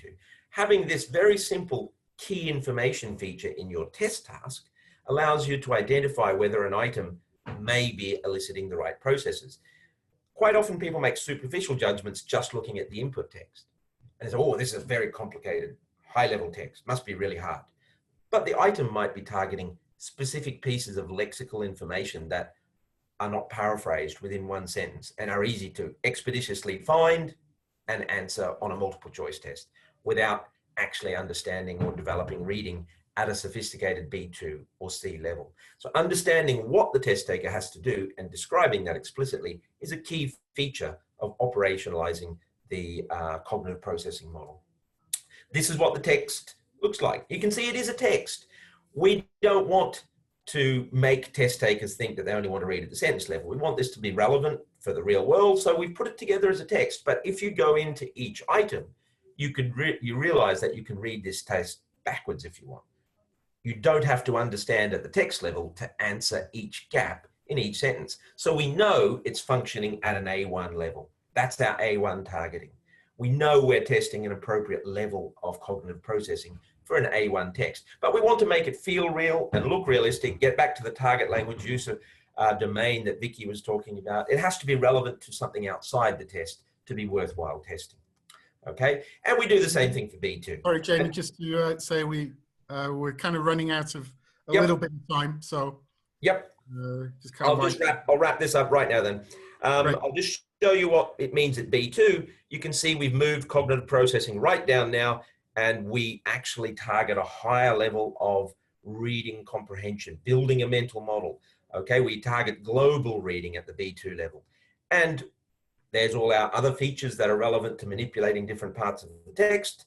But most importantly, here's our cognitive processing model, which tells us this is B2 level reading. If it's not targeting reading across sentences and across paragraphs, that's not targeting B2 level reading. But we saw in our diagram where going up the continuum that it would be possible for you to manipulate tasks to inform and have practice at these higher level processing skills by controlling for vocabulary and other features. So you make your principal compromises and you start introducing these processes at a lower level, but you do it in a way that you understand what you're actually manipulating and what you're targeting. So that's our B2 level task. You scroll down, it's much longer and much denser, and the evaluation model for the validity model allows us to explicitly evaluate through a whole range of processes whether we are eliciting the cognitive processing that requires people to read across sentences or paragraphs in order to answer even multiple choice items. People are very suspicious of multiple choice items, but if you validate them well, and there are ways to do that, then you actually can make very good multiple choice items that can be demonstrated to require reading across sentences and across paragraphs in order to answer them correctly. So you put it all together as a test spec. This is the aptness reading test spec. But equally, I would say if you are understanding what these processes are, and if we communicate that to the teachers so they understand what the construct is, you are then teaching to the construct. And that is the most important thing. The test is relevant to something outside the test itself. And we can demonstrate that. Once we understand that, we can manipulate the parts in a principled way. And I will stop there then. Okay. Okay, thank you, Jamie. That was excellent for a very comprehensive view of the CEFR in language. So I'd like to get some opinions and comments from some of our panelists now. Olga, if I could go to you first, if you're on the line there. Are you, sorry, I don't want to catch you by surprise there, turning to you first. Would you like to comment on anything that Jamie said and how that applies? First of all, I would like to thank Jamie for the presentation and for entitling it like improving higher education practice, because the organization, the Language Testing Association in Ukraine that I'm heading at the moment, has exactly the same goal and follows the same path, well, from fair assessment to more effective foreign language learning. So far we have been very happy to have support from international acclaimed language testing organizations such as ILTA, EALTA, from Erasmus Plus programs. And we hope very much that very soon the online courses developed by Erasmus Plus TAIL project. Who doesn't know, I will decipher that TAIL is Teachers Assessment Literacy Enhancement. And we are participating in the piloting of these 8 courses. I hope very much that very soon they will be accessible to everyone. Well, and of course I have a suggestion or a proposal. Why not launch a research into how efficient wider European partners are in terms of aligning their tests to CFR? Well, thank you. Alexander, would you like to make a comment on anything?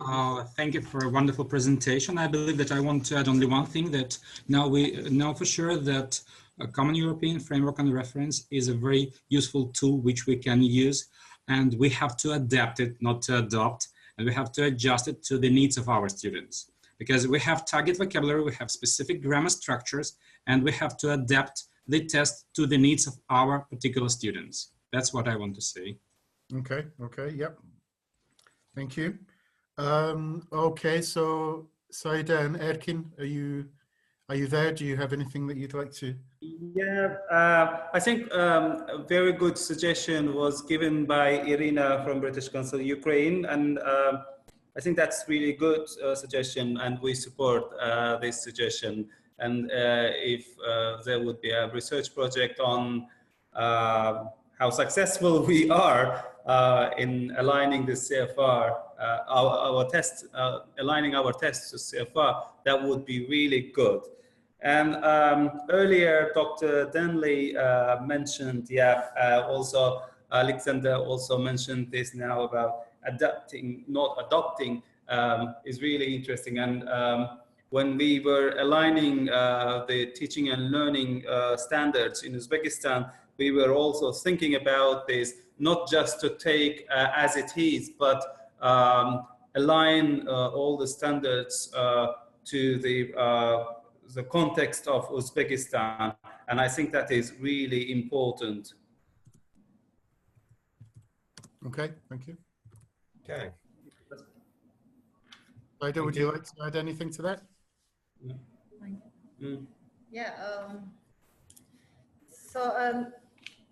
I agree with other presenters that CFR is very useful reference, and since we adapted it in our country, we begin to have more better test specifications and more transparent criteria. Even though CFR somehow describes, provides all information about needed competencies, functions, and maybe even situations, there are some still practical issues which we discuss in our project team meetings, and one of them is, for example, content. What I have noticed about CFR examples is that it gives functions which are used during traveling as important functions at lower level. For example, booking hotels or traveling and so on. While in the countries like ours, when you know that people are not very do not have very wide, great experience of traveling, especially among youth. Yes. You should be very careful in, for example, following these kind of things. And I think we, as a test developers in our project, the best thing which we understood about CFR is that it's not a direct manual. And the best thing is can be shared understanding of the standards itself. And that is what we try to focus in our assessment training, which we develop, which we offer for test administrative group, test examiners group, and so on. So we try to help them through benchmarking, for example, practice, to understand better standards itself. And then to, how to say, to launch our tests, for example. Okay, thank you.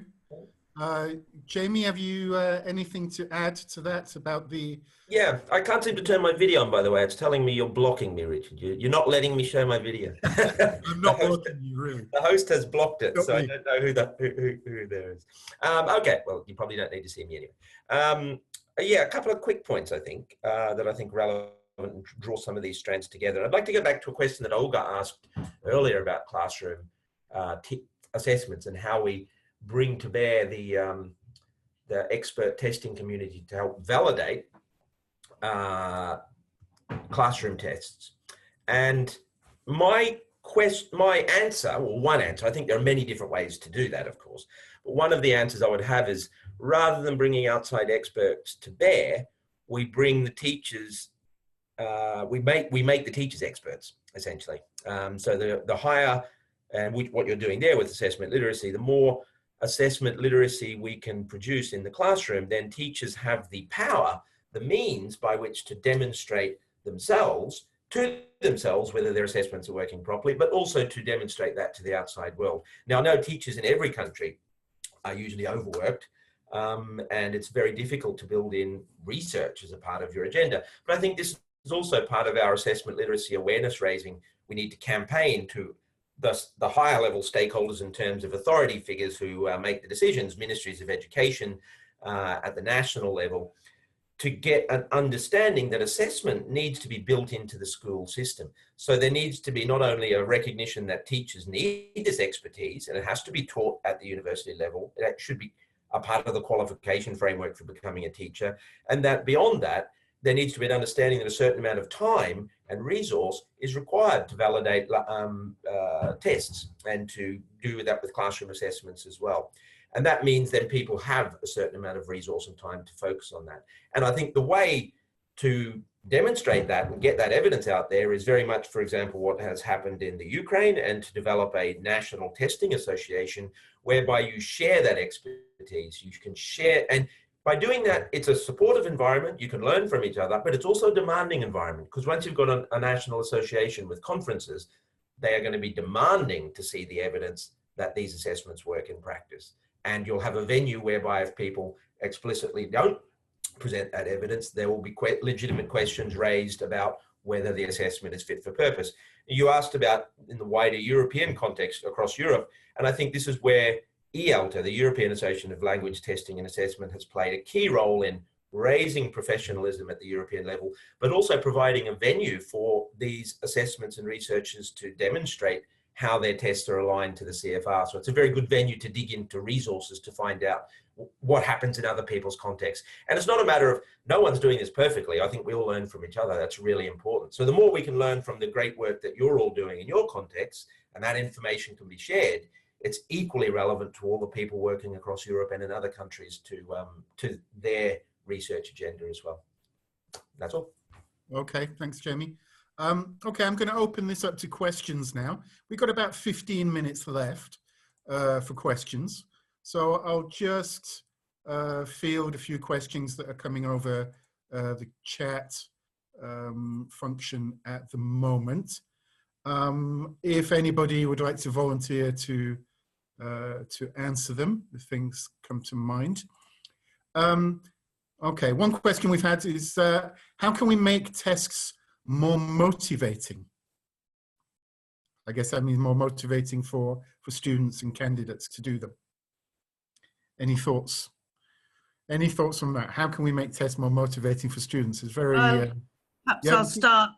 I think, in my experience, motivation comes from the students in alignment to the test and to what they have to do outside of the test, or as we talked about, the target language use domain.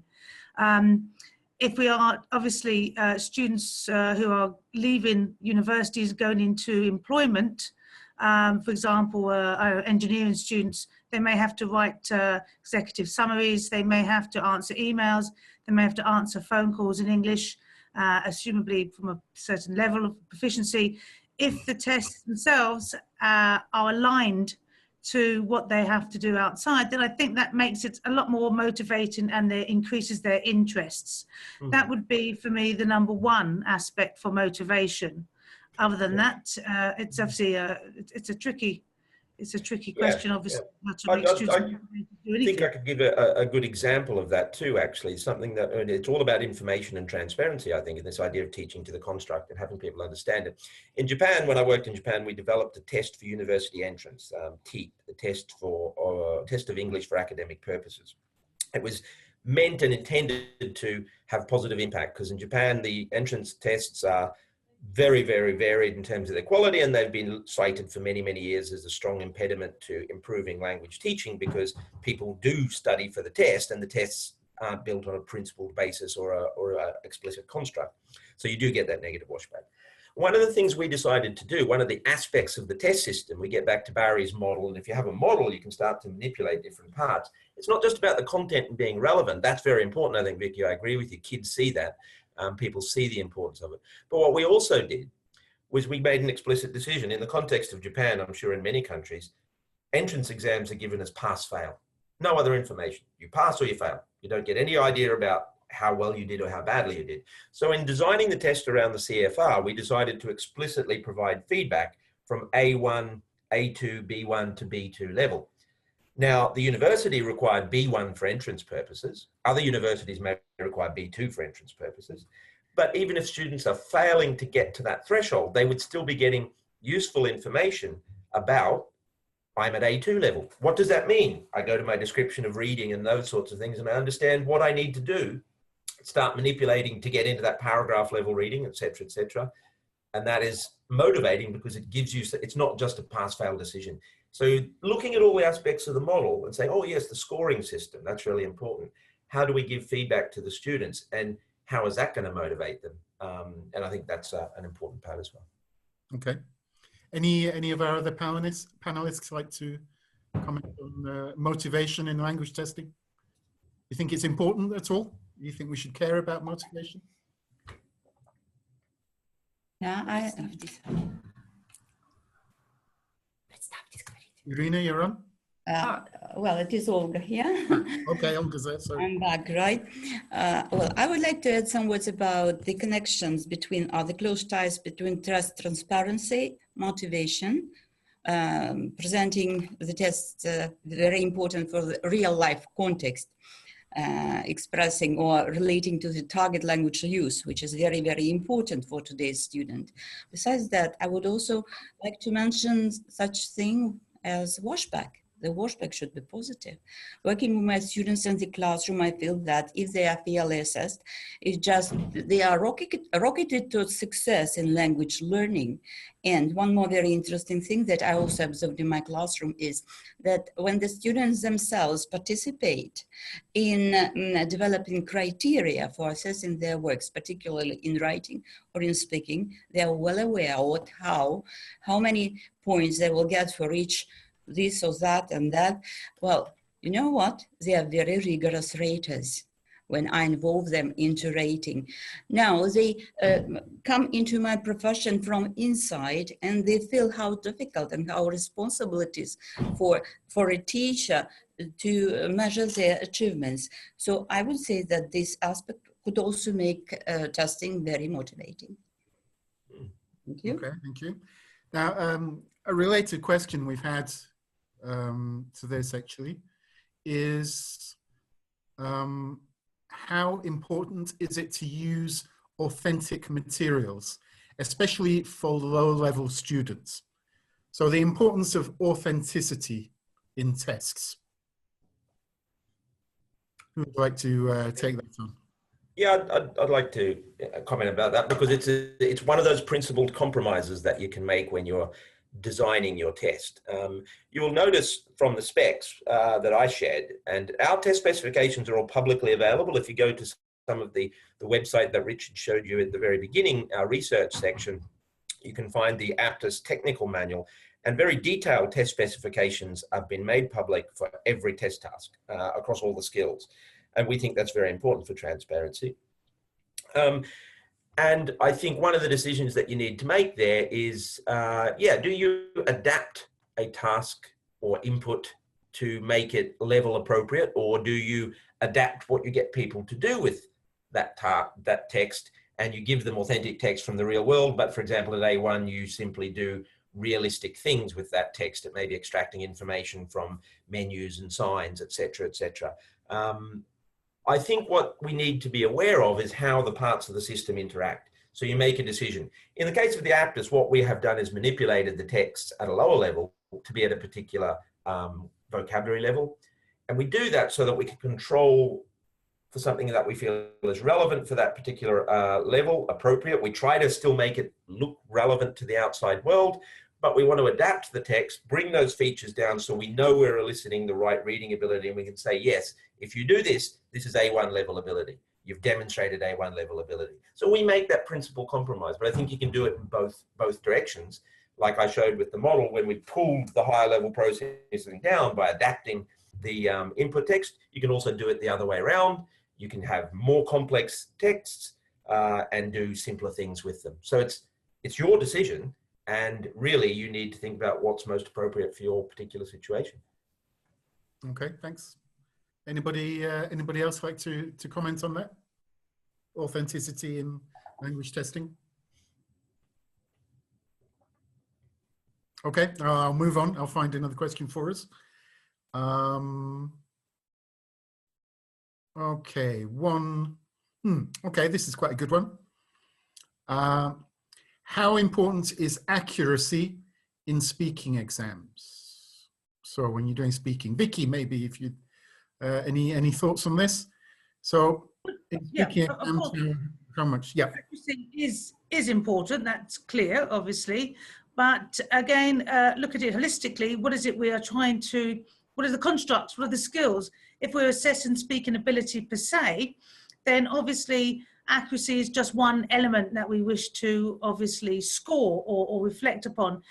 Fluency is just as important in many respects, keeping the conversation going, not being hesitating so much, not so many fillers, for example, at a high level is extremely important. And therefore, obviously our rubric or our scales by which we measure speaking proficiency should, if we measure overall speaking proficiency, include fluency.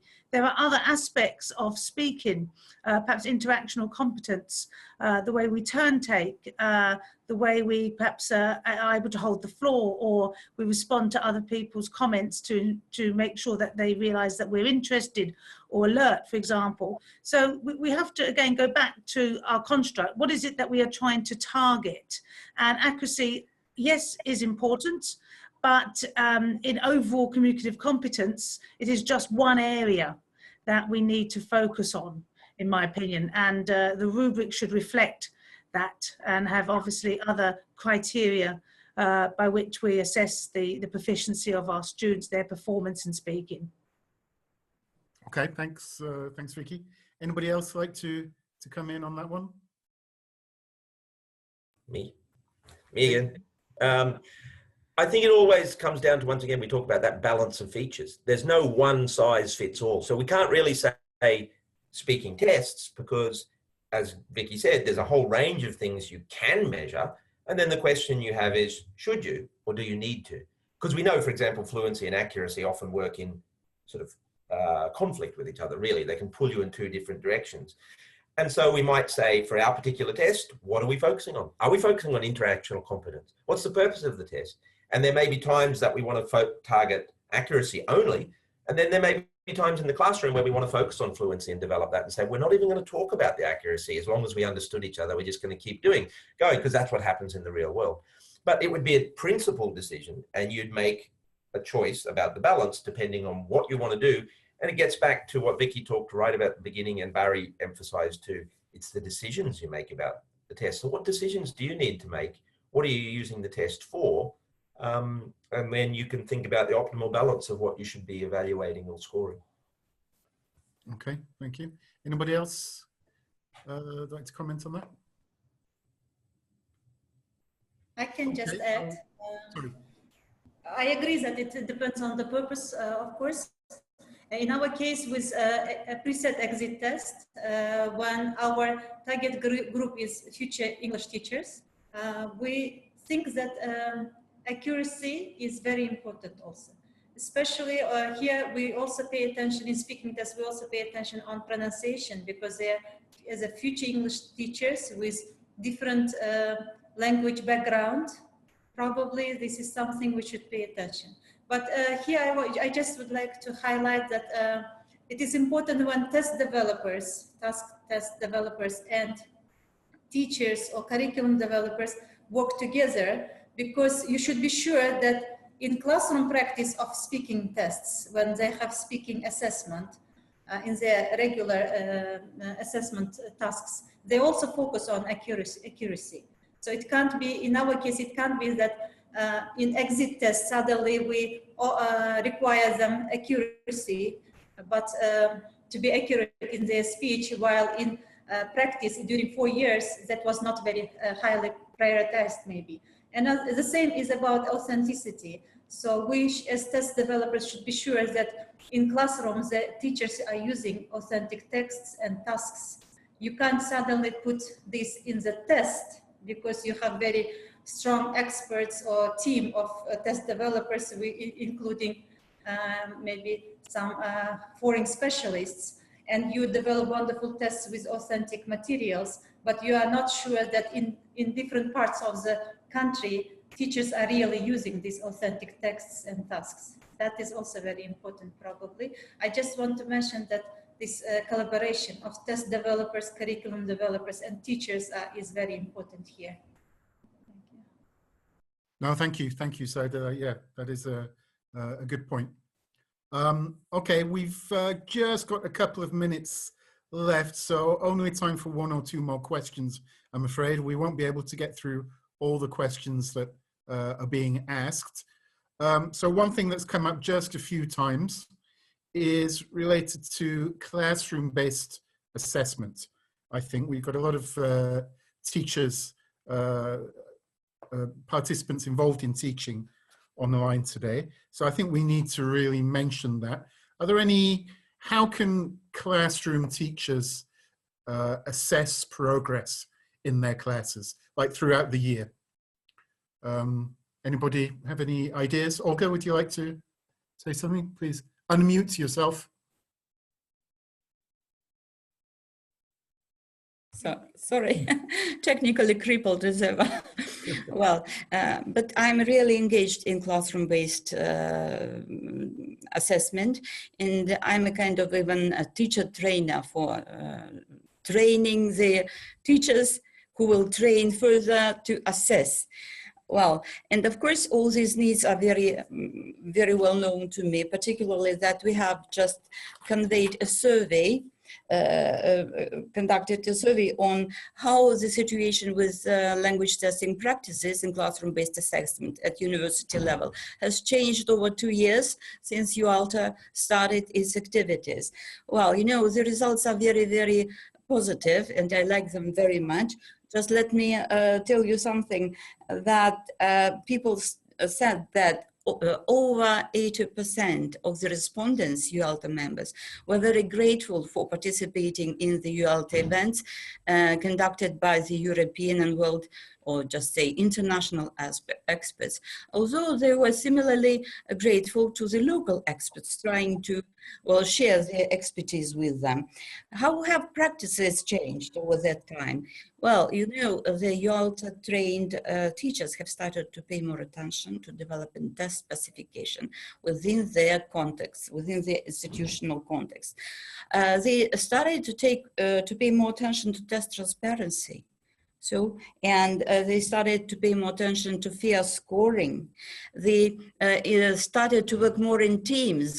So it suggests that the people have become to observe and follow the rules of testing cycle or cycle of test development, which is very important in terms of ensuring validity, reliability, transparency, and all other cornerstones of that.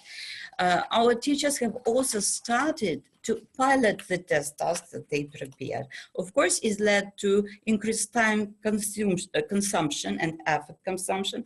However, UALTA members started to network more closely with each other within our association. They don't mind being taught by positive, by sharing positive experience, learning from positive and good practices.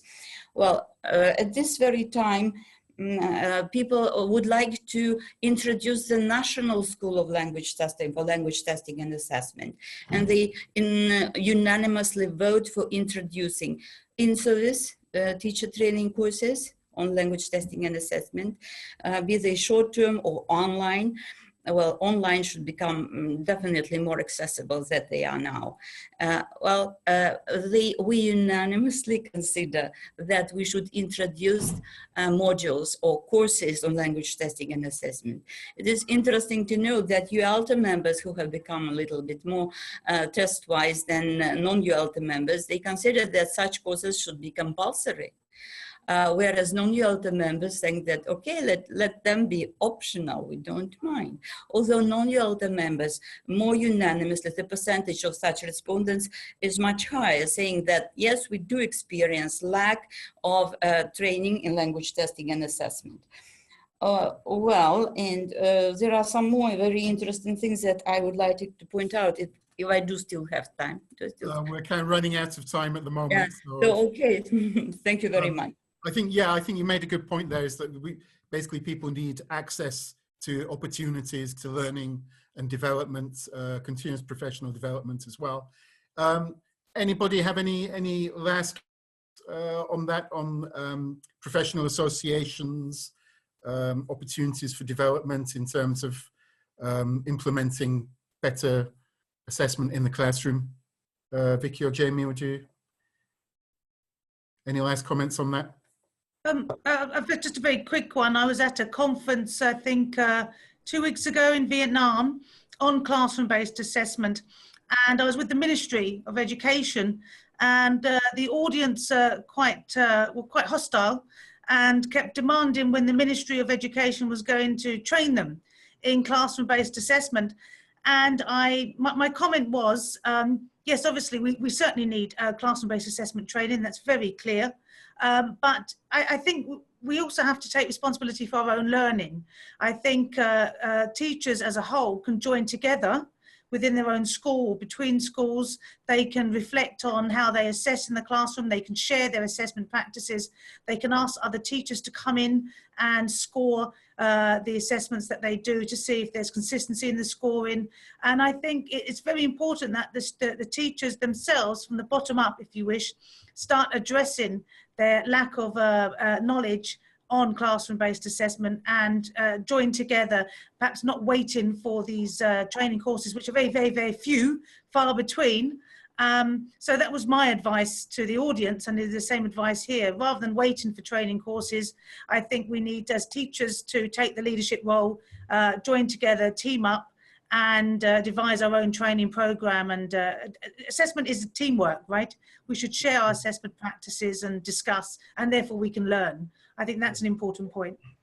Yep, I think you've covered quite a bit there, actually, in terms of professional associations can extend from international, like ILTA, cross pan-European, like ELTA, which is an international organization as well, or the national level, like the Ukrainian Association.